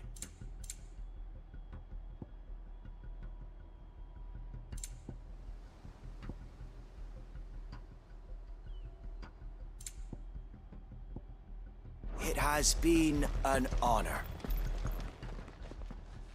Tell us then, Sir Wade. What is your plan? Nothing fancy. You, Lady Jill and I make for Buick Bridge, and provoke the main host at their encampment. Sensing an opportunity to end the Guardians, the Black Shields will call for reinforcements, who will be met from the rear by parties of my brothers hidden throughout the surrounding hills. This will allow us to wage battle on the bridge without fear of being overwhelmed. While the Black Shields have an advantage in numbers, you see, they prefer to fight in small units, which we can use to our advantage. How small exactly? Small enough, now that I have you and Lady Jill for company. I doubt I could have done this on my own. But until we arrived, that was your plan. You haven't changed a bit. So Wade, the bearers from Old Hill have been laid to rest. Very good. Now make ready for battle. As you command.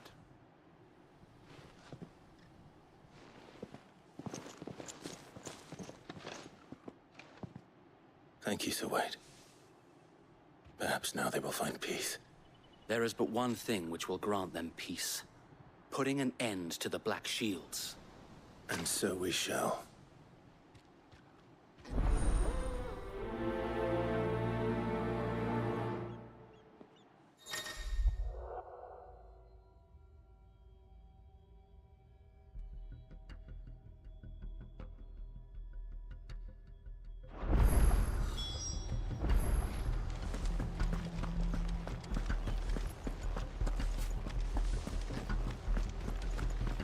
Blessing of the Phoenix go with you. How long have you been pursuing the Black Shields? Since they burned their first village. We tracked down the bastards responsible and fed their corpses to Stillwind. Suffice to say, that got their attention. It's been a game of cat and mouse ever since.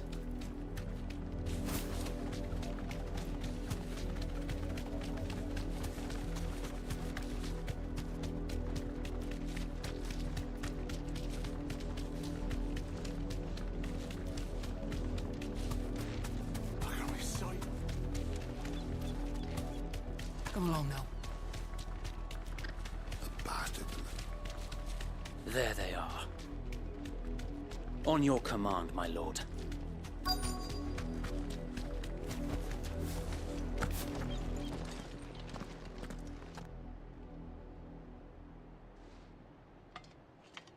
What is it now? I told you! We bear a message for the Vicereine. From the Guardians of the Flame. Ha!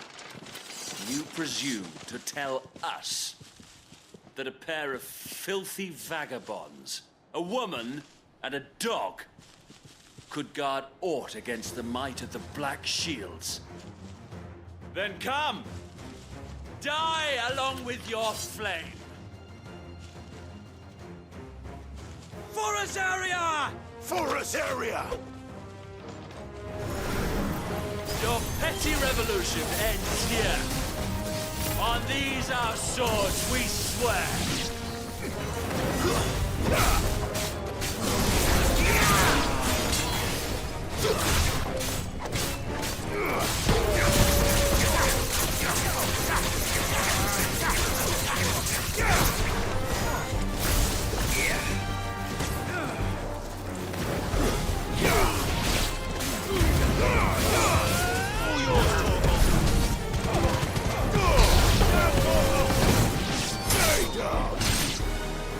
Bloody hell! Reinforcements from the far bank! And otherwise, I find that matters for them.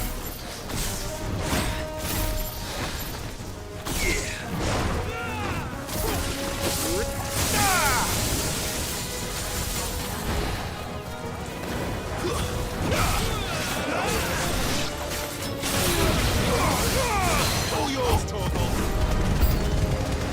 More dragons. Works. The Imperials aren't taking any chances. I can't say I'm flattered.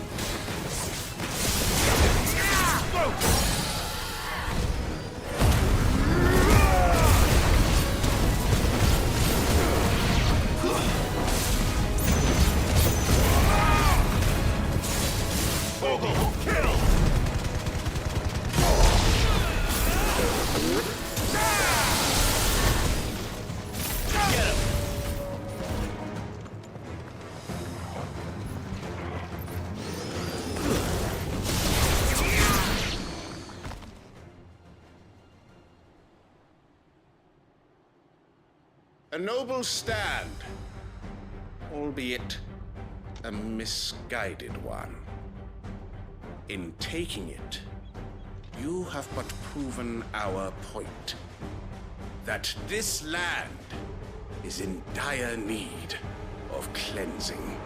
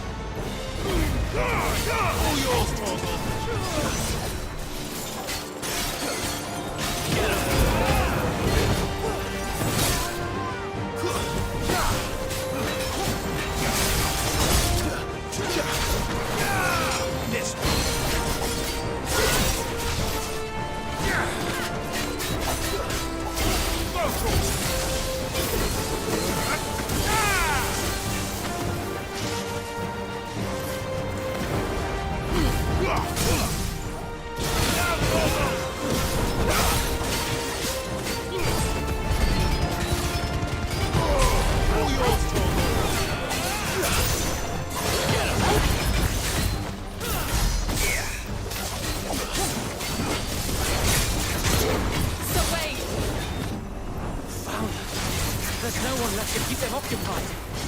We need to finish this. You mean finish him?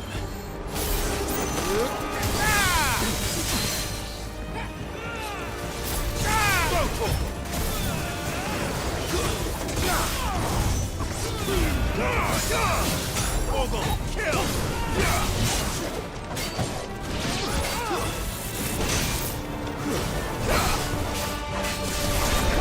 This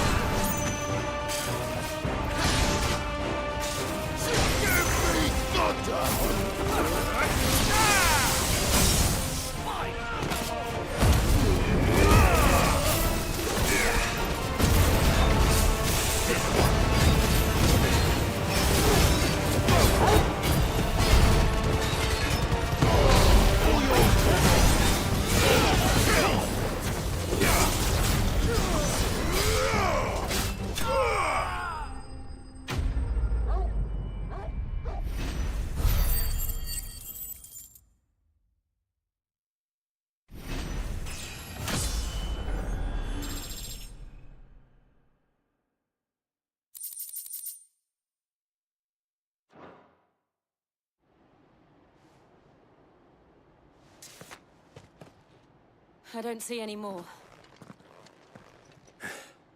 Nor do I. The plan worked. It did.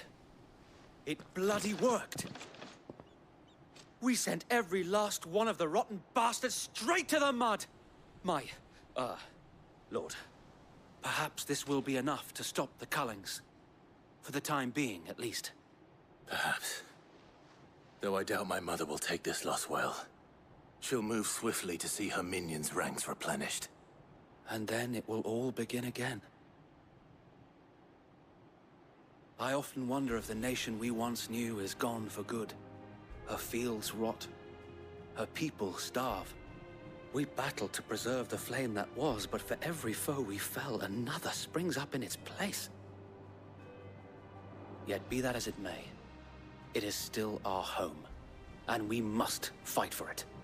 As we always have, and always will. For as long as the Firebird's flame burns in our hearts, the Duchy cannot die. And her loyal subjects may dream of a day when the Rosarian standard flies over Rosalith once more. So wait, Think we should fall back to Port Isolde before the garrison sends reinforcements? A sound strategy, my lord.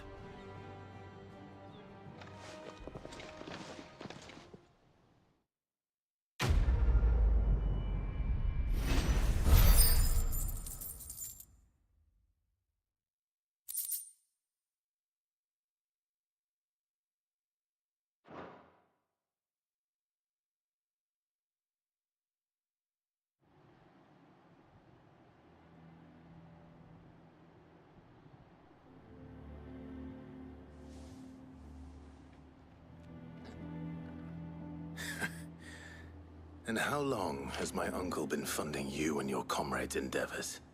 Since the beginning. Lord Byron was the first person I turned to after forming the Guardians. And had I known of this tunnel back then, I wouldn't almost have been hanged by the city guard for trying to sneak over the wall. I suppose a formal request for an audience would have appeared suspicious. And appearances must be maintained. Were the Vice-Regency to catch wind of Lord Byron's involvement in our movement, they'd seize his estate and send him to the gallows, where he would be of no use to anyone. And so, though it sickens him to the soul, he plays the part of the loyal lord, knowing that one wrong move might prove his downfall. It is why he remains ever vigilant. Don't be surprised if he refuses you an audience, especially since you're famously dead. Then I will have to think of a way to prove that I am neither wraith nor wrongdoer. I might have something which could help with the latter. It's the mark of the Guardians. Display it, and those who love Rosaria will know where your loyalties lie.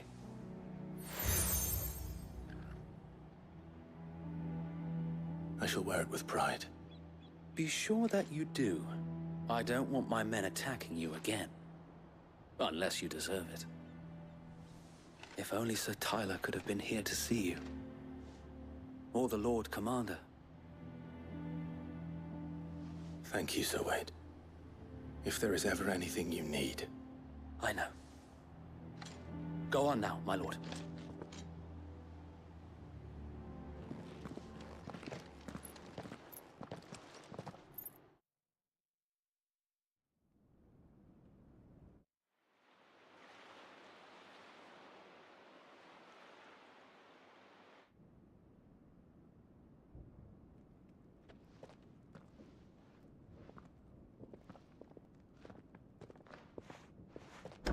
How accommodating.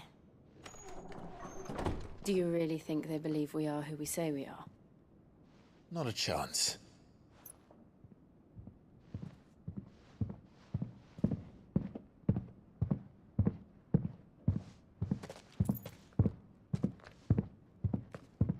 Right, I guess. My uncle believes we're imposters here to rob him. And means to string us up himself.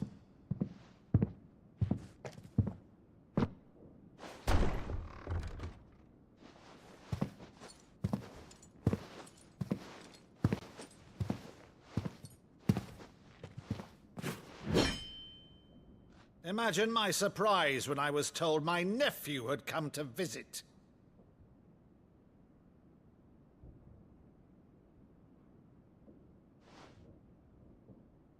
Clive Rosfield died long ago. And for uttering his name here, you shall pay with your tongue!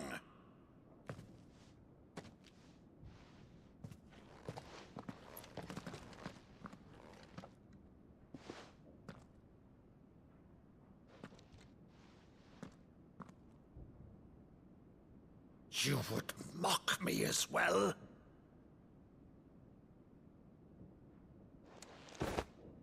It is I, Sir Crandall of Camelot, loyal servant to Her Serene Holiness, Saint Sybil the Unshod. Meadow, thou vile sorcerer, for thy crimes against church and crown, I shall have thy head.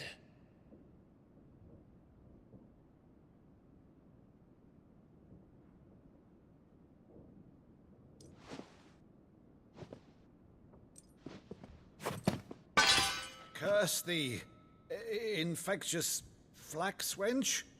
Even in death, must thou plague me still? Very well. I shall open the gates of hell, that thou might see thy charge once more.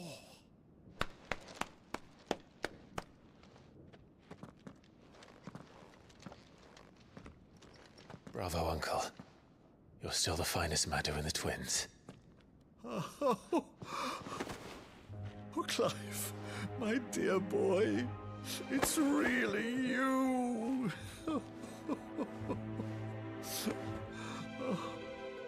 You always were fond of that scene from The Saint of the Sanctuary. Never did let me play Sir Crandall.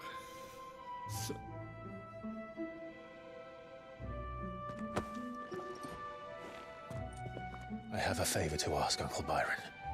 Rutherford, inform the kitchens. There'll be guests. We dine immediately. But, Uncle... You can't very well regale me with the tale of your miraculous preservation on an empty stomach. Go on, sit.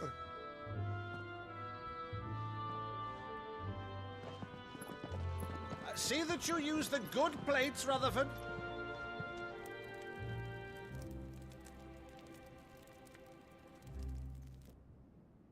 So you arrived late to one of her cullings, did you? Since becoming Vicereine, Annabella has been a constant thorn in Rosaria's side, but these atrocities are a new low. Something has changed.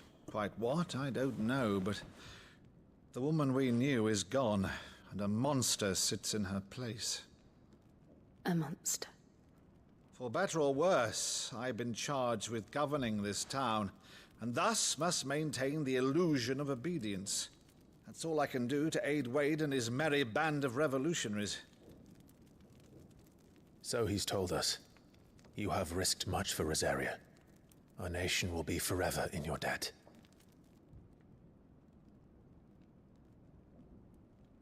It has been 20 years, Clive. The nation your father and your forefathers fought to defend is no more.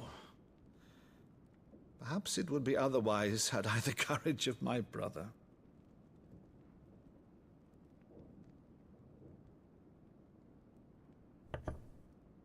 All right, if it's a ship you require, a ship you shall have.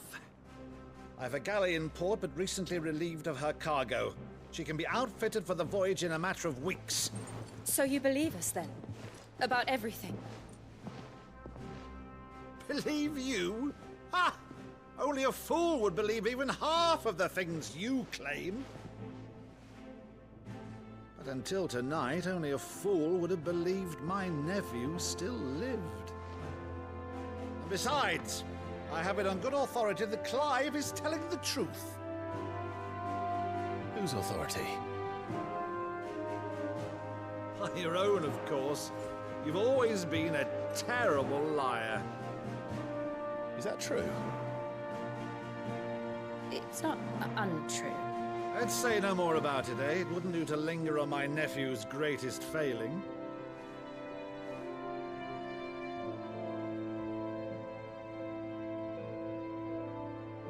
The one thing I cannot believe, though, is all this about you being Cid. You were always such a good boy, but now you're quite the outlaw. Which, if I'm not mistaken, would make me an outlaw's uncle. Right then, who shall we pillage first? Rutherford, fetch me my cutlass. This will be fun.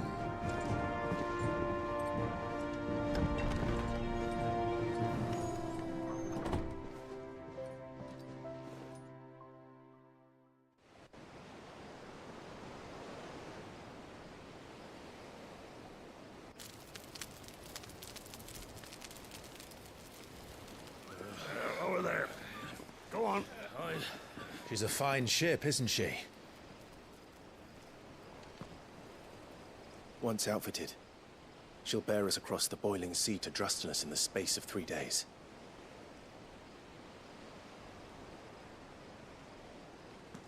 Something on your mind?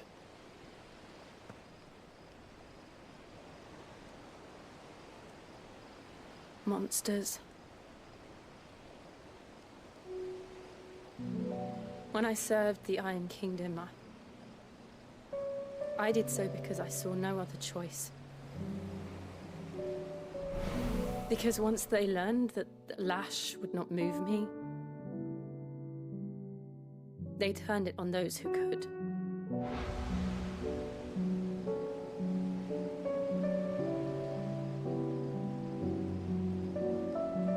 And so I became their puppet. I let them pull my strings, telling myself it was not my hand that swung the sword, but another's. I removed myself from the truth so I wouldn't feel the pain it caused.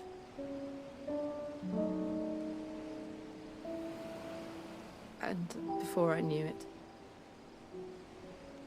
I no longer felt anything. Anything at all.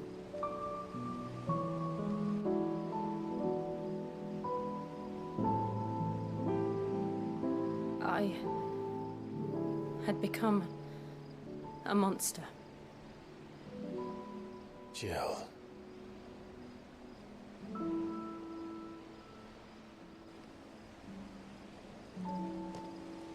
I don't want to be a monster, Clive.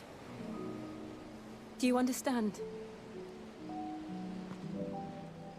I want to choose a different path, a better path. To live on my own terms. But before I can do that, I need to come to terms with my past.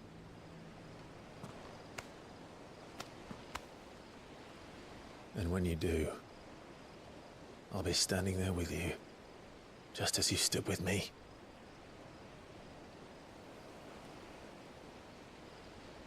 Thank you, Clive.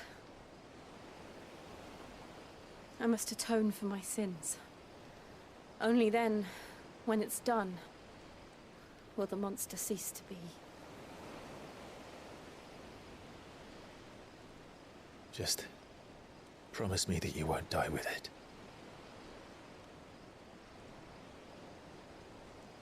Now, let's get some sleep. The journey back to Benamir is long, and there is much to tell the others.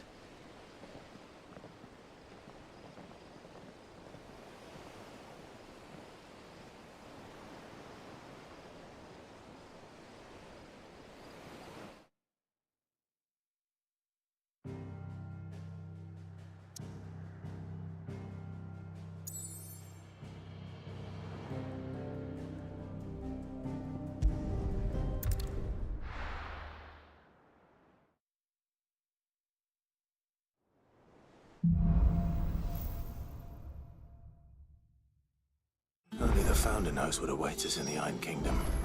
But Vivian could probably make an educated guess.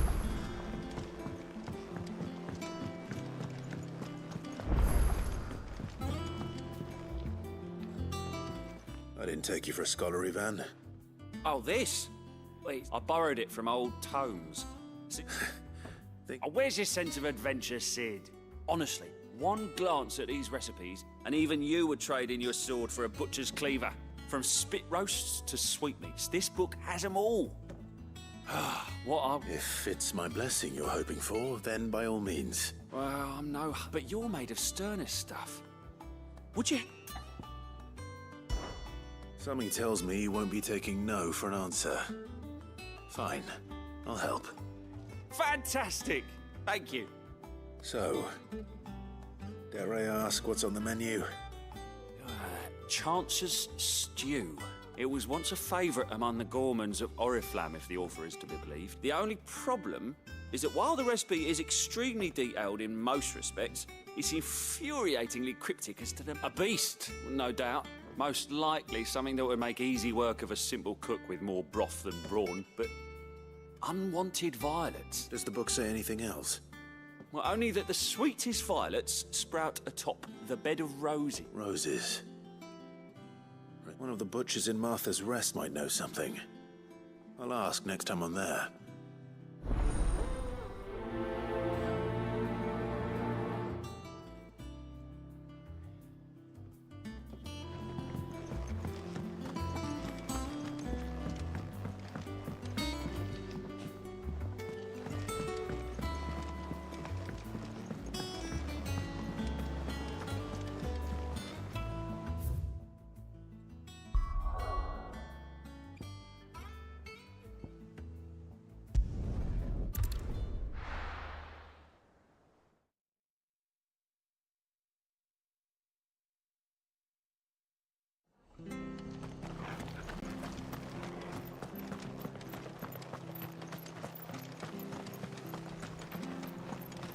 Thank you for sticking with us. Those of us who are still here have to look after each other, don't we? So... welcome. Times may be hard, but if... Unwanted violets. If you have them. Though I'd gladly settle for learning what they are if you don't. Why, I haven't heard folk call them that since I was a lad. You're looking for scorpion tails. Unwanted violets is what folk used to call them back in the day. They turn up, used to chuck them in the pot when there weren't nothing else on offer. When there was a war on, and even if they were, you wouldn't find anyone selling them these days. Do the scorpions still live nearby? I dare say they do. 3 reeds would be your best bet. Remember... Thank you. You've been most helpful.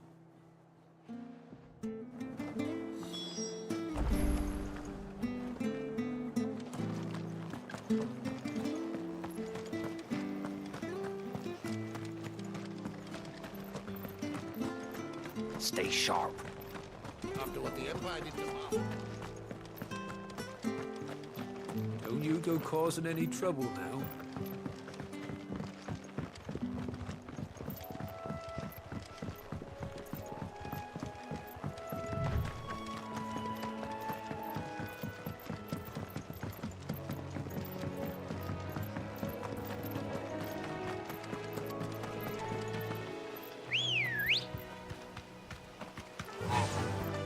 run like the wind.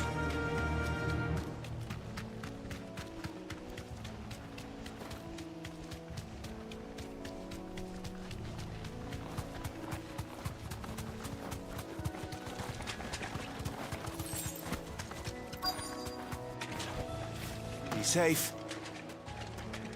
Scorpions. At least I know what I'm up against. All yours, Tor!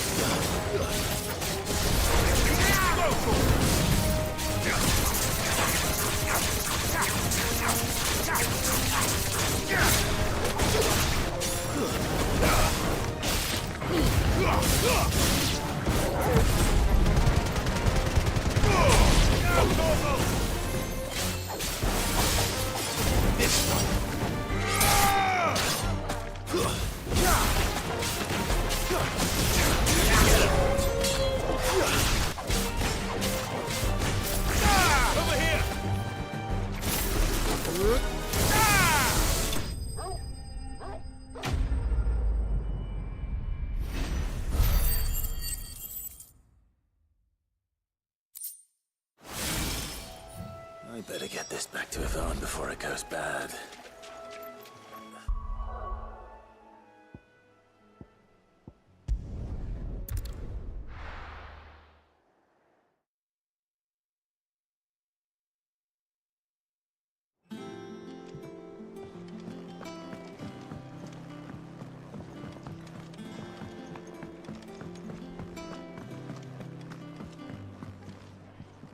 Did you find... I did indeed. Marvellous! Let's see. What am I supposed to do with this? It's poisonous, surely. You wouldn't be wrong. But that's your unwanted violet. Into the pot it goes, I suppose. Wait here. I won't be long.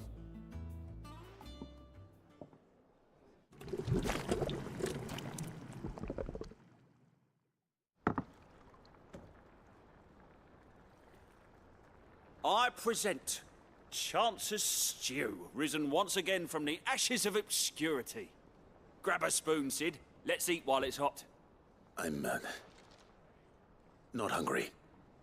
Well, it'll be too late once I've licked the bowl clean. Your loss.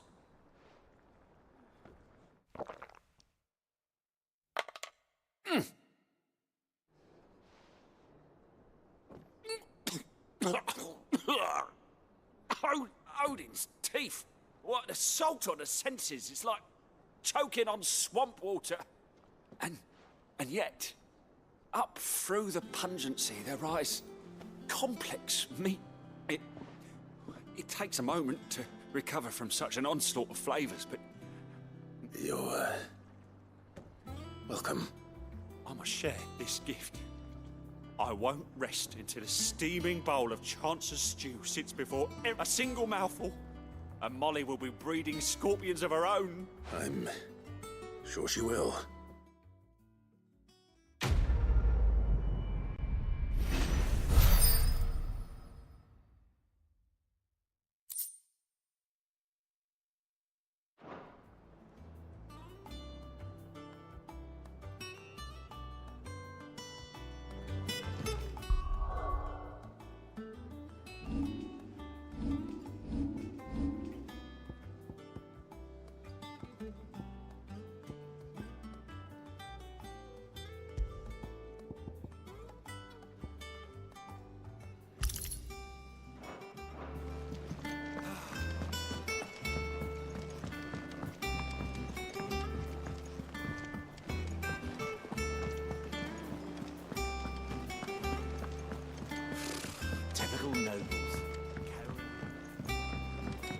How did we never hear? There are new billets being posted every day.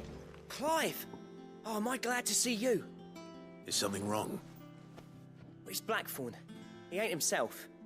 And if I'm honest, he ain't been for a while.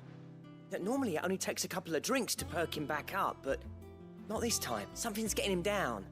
And whatever it is, he ain't telling. It's like he's lost his spark, you know? He's barely got enough fire in his belly to get the ump about, but I'm thinking he might if we both bent his ear, because he respects you, innit? So, what do you say?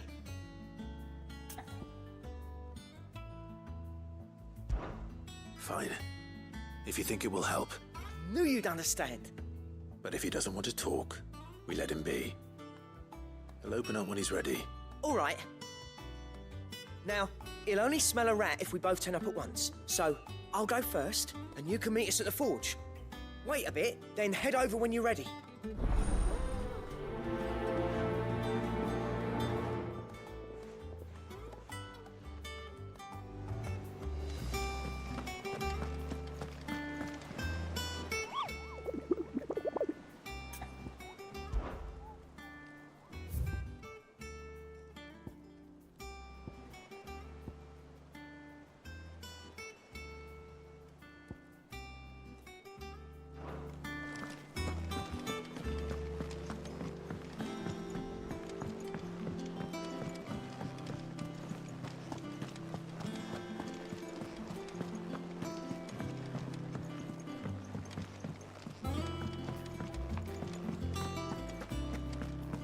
Monster's taken quite a liking to Lady Garuda.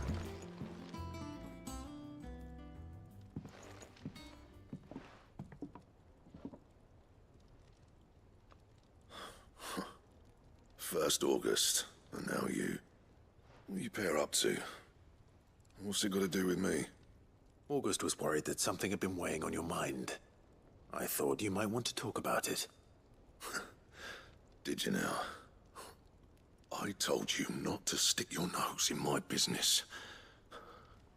What'd you go and do? Clive just wants to help, innit? What's so bad about that? Talk to him.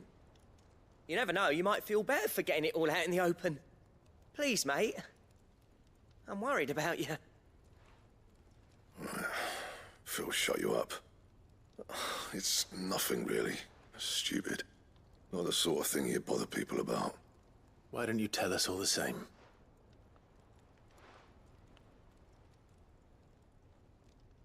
Karen and I have an arrangement. I keep an eye on Goots, and she shows me what the competition's up to. Interesting arms and armor, things like that. Anyway, the other day, she shows me a cuirass she's come by. Masterpiece of level work. Light, supple, and tougher than it had any right to be. Made my stuff look like heavy, clumsy shit. I should have brought the bastard thing there and then just to study it, but I was too proud. And now every time I reach for my hammer, I'm reminded that I'm not the craftsman I thought I was. There. You happy? You got what you came for? Now piss off. All right. We're going.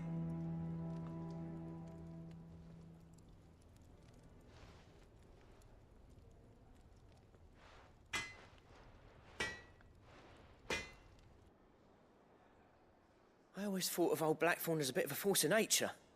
Like a storm cloud full of ale. Didn't think anything could rattle him. Least of all a stupid piece of leather. Blackthorn's always taken pride in his craft. Questioning it means questioning himself. Something tells me this is only going to get worse. If he has doubts, it will affect his work, which will only add to his problems. We need to nip this in the bud. I couldn't agree more. He said he should have bought that cuirass. Perhaps we should track it down for him. Assuming you're happy to help, that is. Too bloody right I am. Glad to hear it. First things first, then. We need to speak to Karen.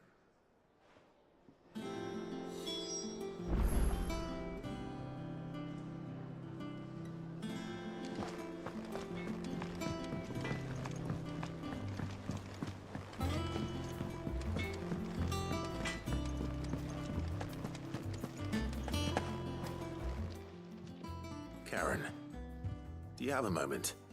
Blackthorn mentioned that you'd recently come by a leather cuirass. An exquisite example of the craft, from what he told us. And he ain't been himself since he saw it. So we thought we'd buy it for him. Sorry, sold it already. Didn't think Blackthorn cared for it the way he turned his nose up. But it was nicely put together, that's for certain. even if the bloke who made it is a bit of an odd one. Happened across him on my travels.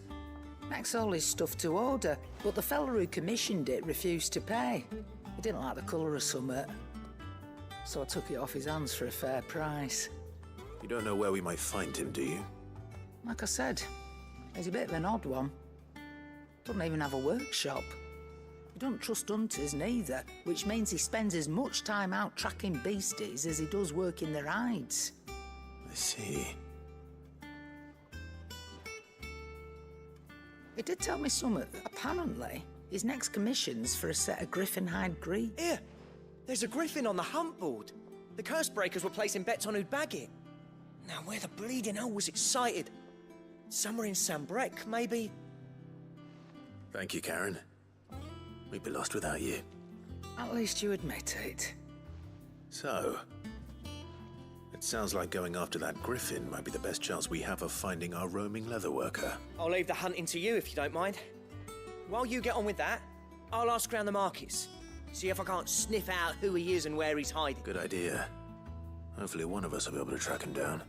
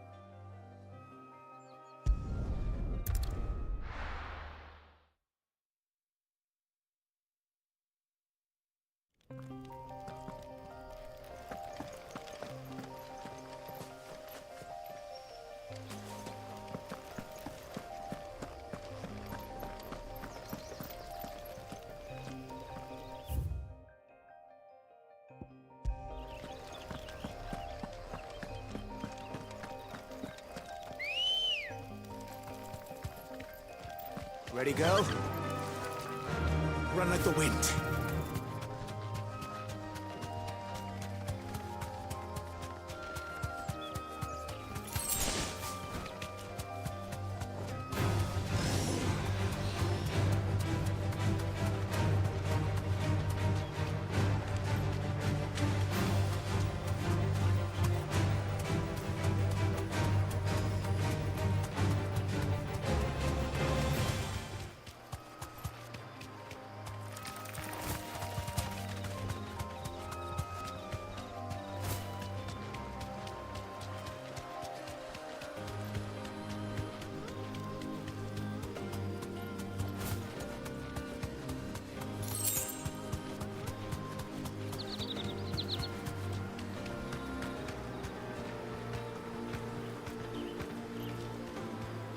Straight home now.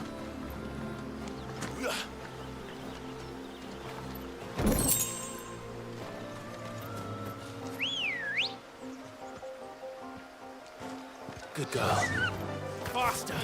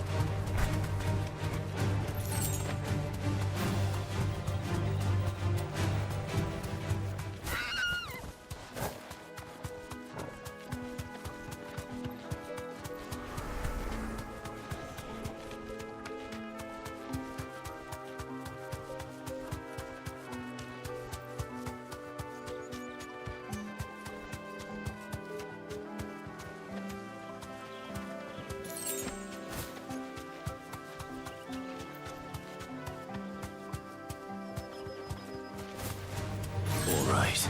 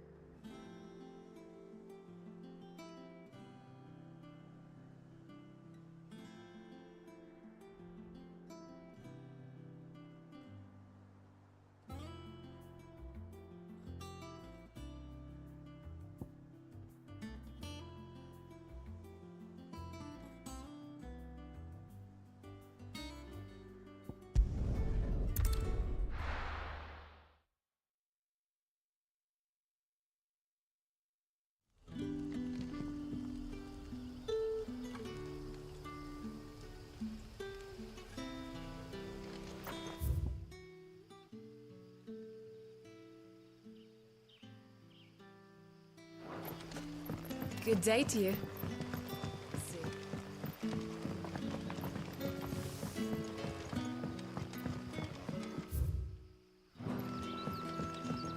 You're quite talented with that rod of yours.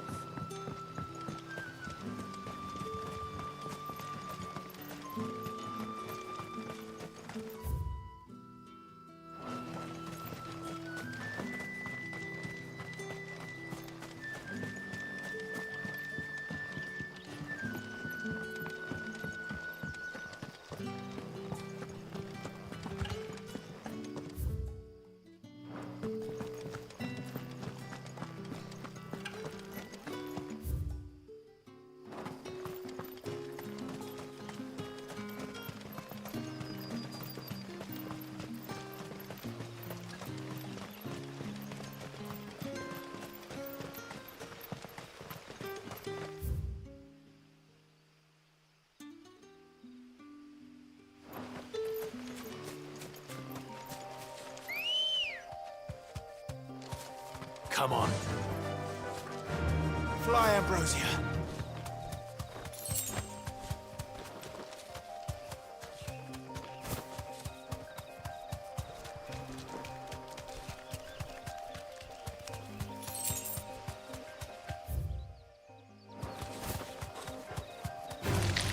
All right.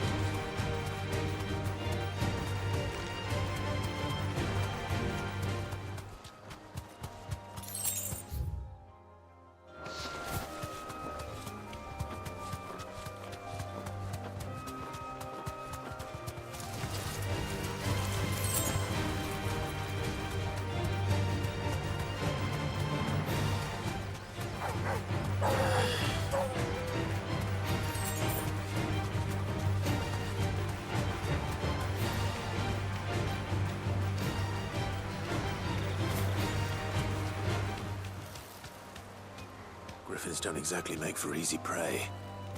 Let's hope our craftsman hasn't bitten off more than he can chew.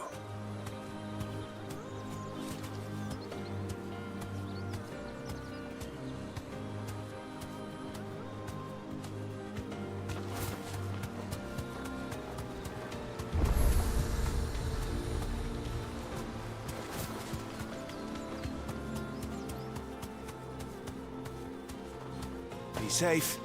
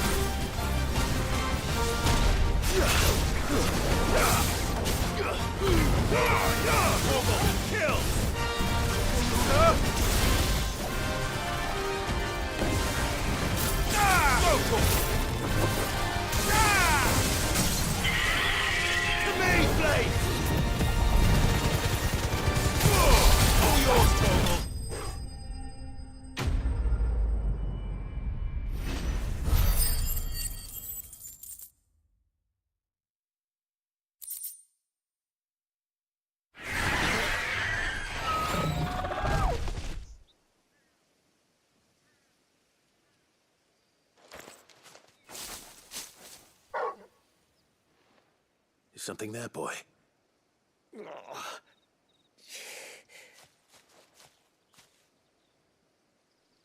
Could that be our man?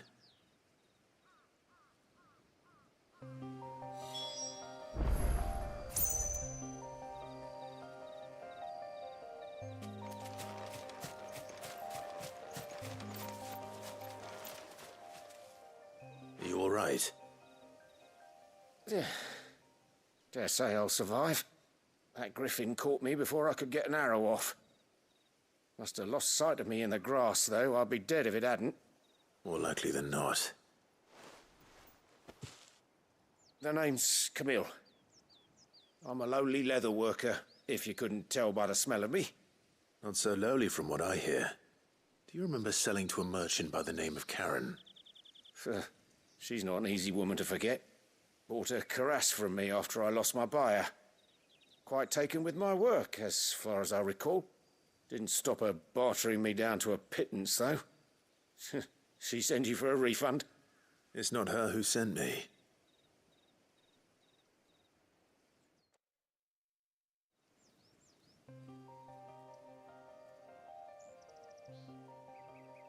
Well, consider me flattered. You should be. He's a master of his art, and not an easy man to impress. Blacksmiths are proud folk. It's a rare thing indeed for one to praise a glorified tanner. And I don't imagine an impressive swordsman like yourself would be getting your steel from any but the best. I'd dearly love to help a fellow craftsman, but... well, actually, I suppose you could give him this. What is it? Treated leather. Same stuff I used to make that cuirass. If your man's as skilled as he sounds, he'll know what he's looking at. You sure? Well, you did save my life. And thanks to you, I'll be going home with all the griffin hide I can carry. I'd say it's the least I can do. Short of showing him how to make the thing myself, that is. But... in that case, I'll see that he gets it. I'd be much obliged if you would. Right. I've got some greaves to make. You send your blacksmith my regard. Will do. And thank you.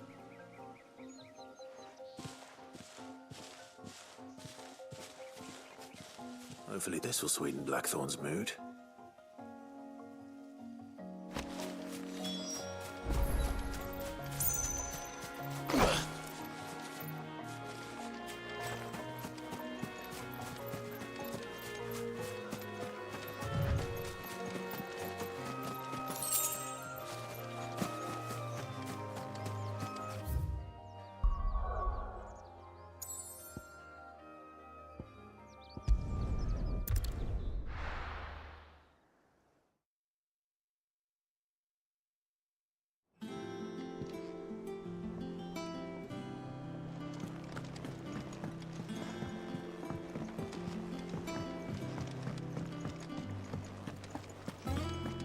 monster's taken quite a liking to Lady. And with a bit of luck.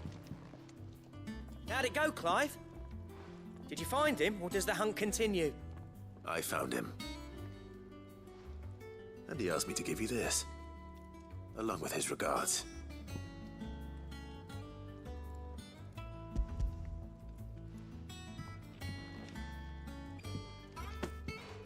You're joking.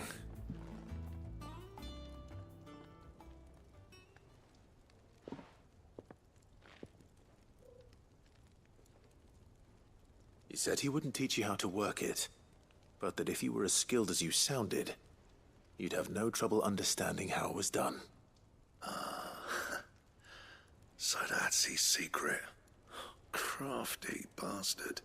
He's layered and cross-grained it. Good few times, too. No wonder it's tough. And that's no ordinary oil he's used to get that finish. Oh, this is fine work. Even finer than I thought. Yeah? I'll take your word for it.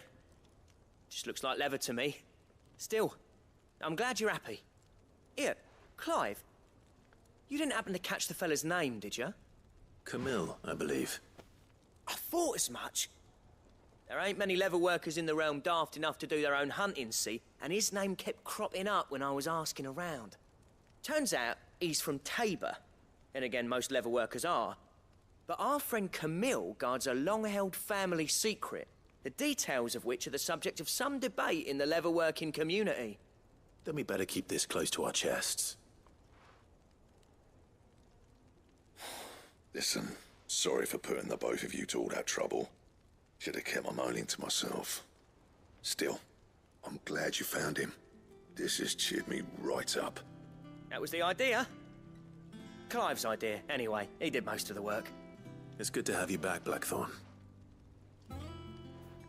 Just don't expect me to go turning out work like this. There's a reason he does his own hunting. He knows exactly what hides to look for. And that's how he gets them to layer up so nicely. And don't get me started on how much oiling this leather would need. But I reckon I can make something about as good. Something a curse breaker will have no trouble caring for. Anyway, enough narrowing.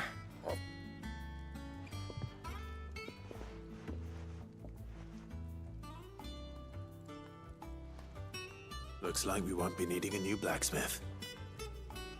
As if there was a better one out there. I wouldn't have been the same anyway. No one spins a yarn like old Blackthorn. Right, now that's sorted. Oh, thanks, Clive. You've given me my mate back.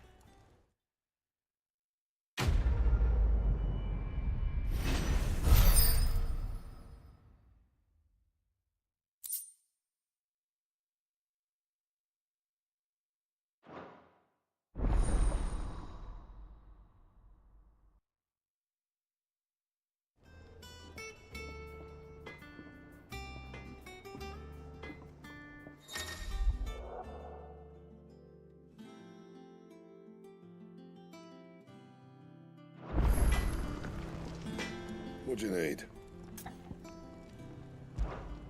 What do you want?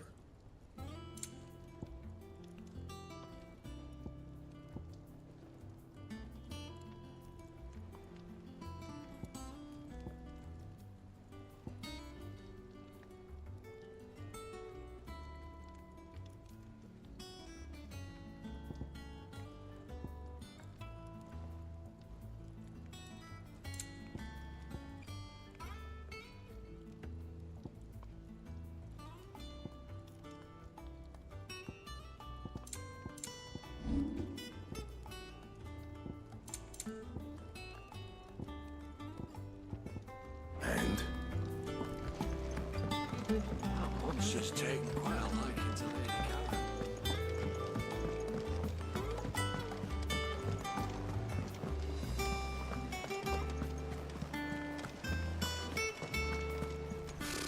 Typical nobles.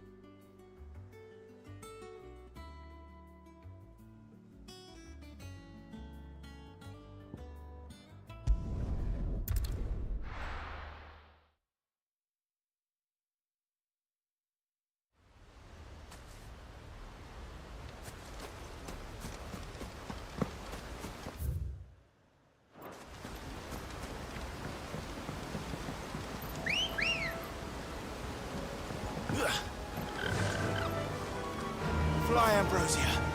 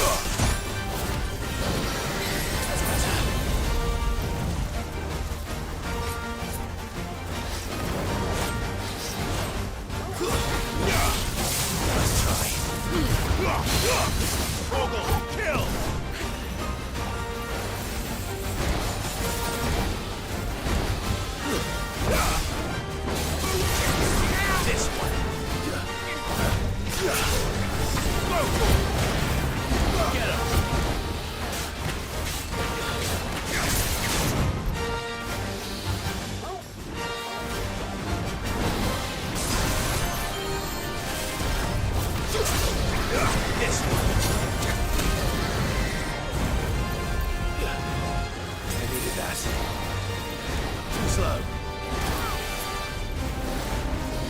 Nice try. Now, Torgal! Give me thunder!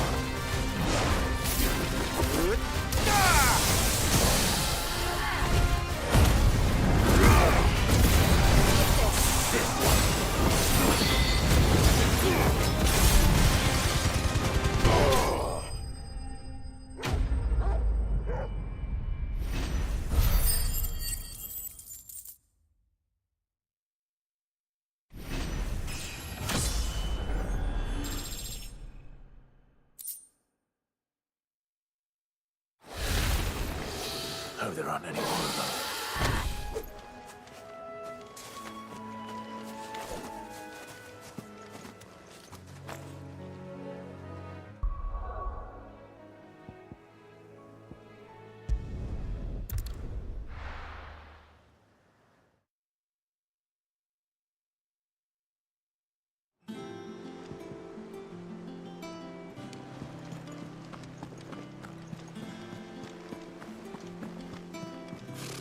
Typical nobles.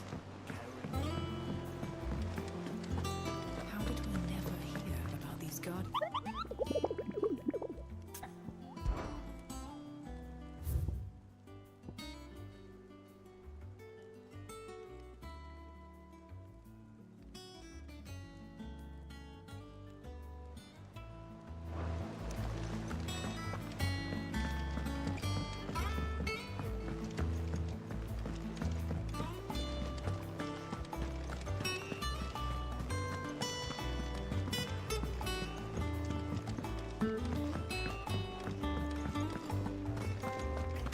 Monster's taken quite a liking. And what can I do for you? Go on then.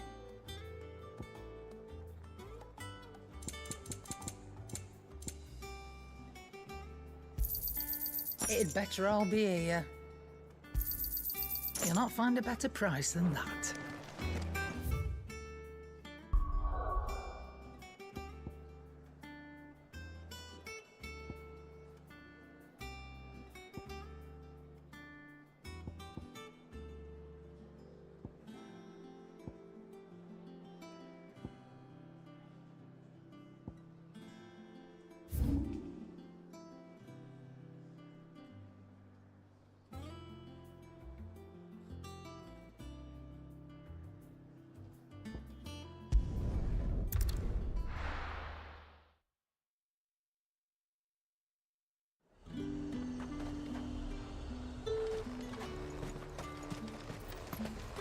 Keep them pilgers nice and chill. Look at this place.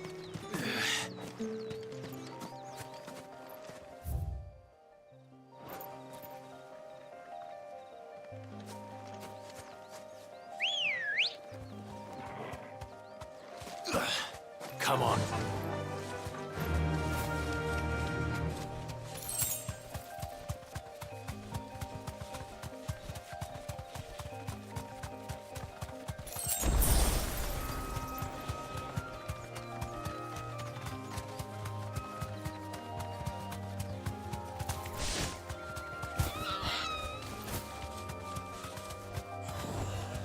You deserve a rest.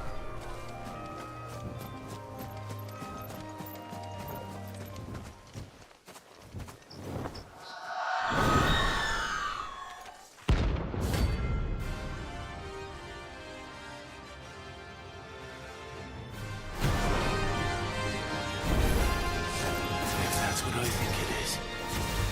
This isn't gonna be easy.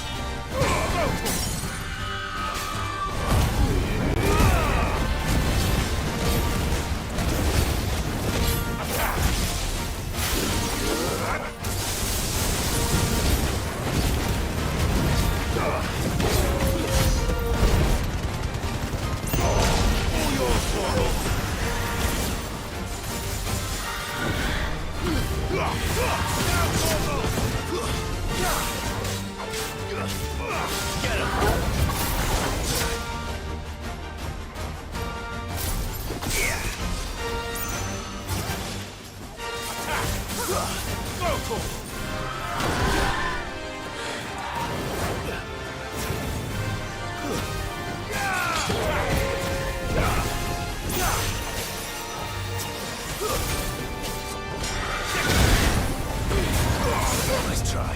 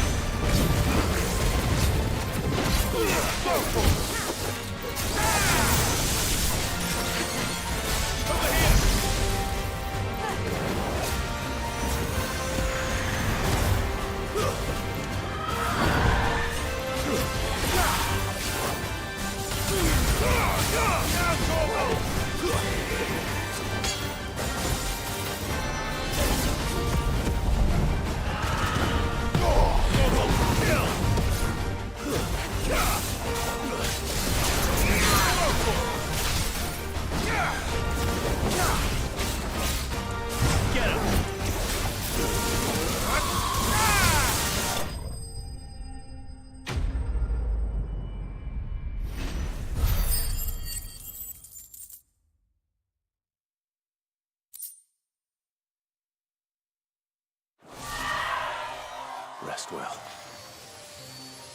I know I will.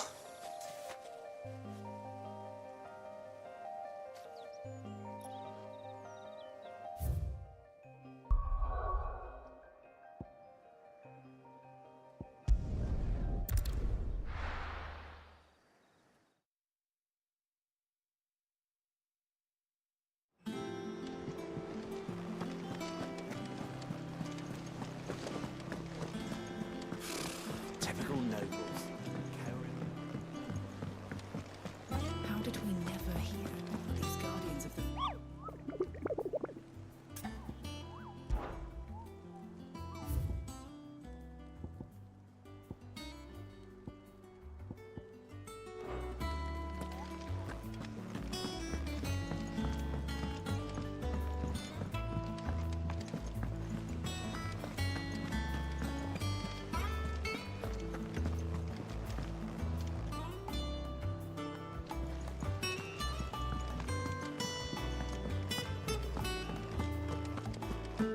That monster's taken quite a liking to Lady.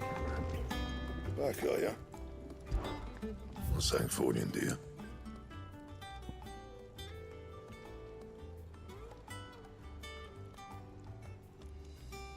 Don't waste my time. You ain't got the stuff.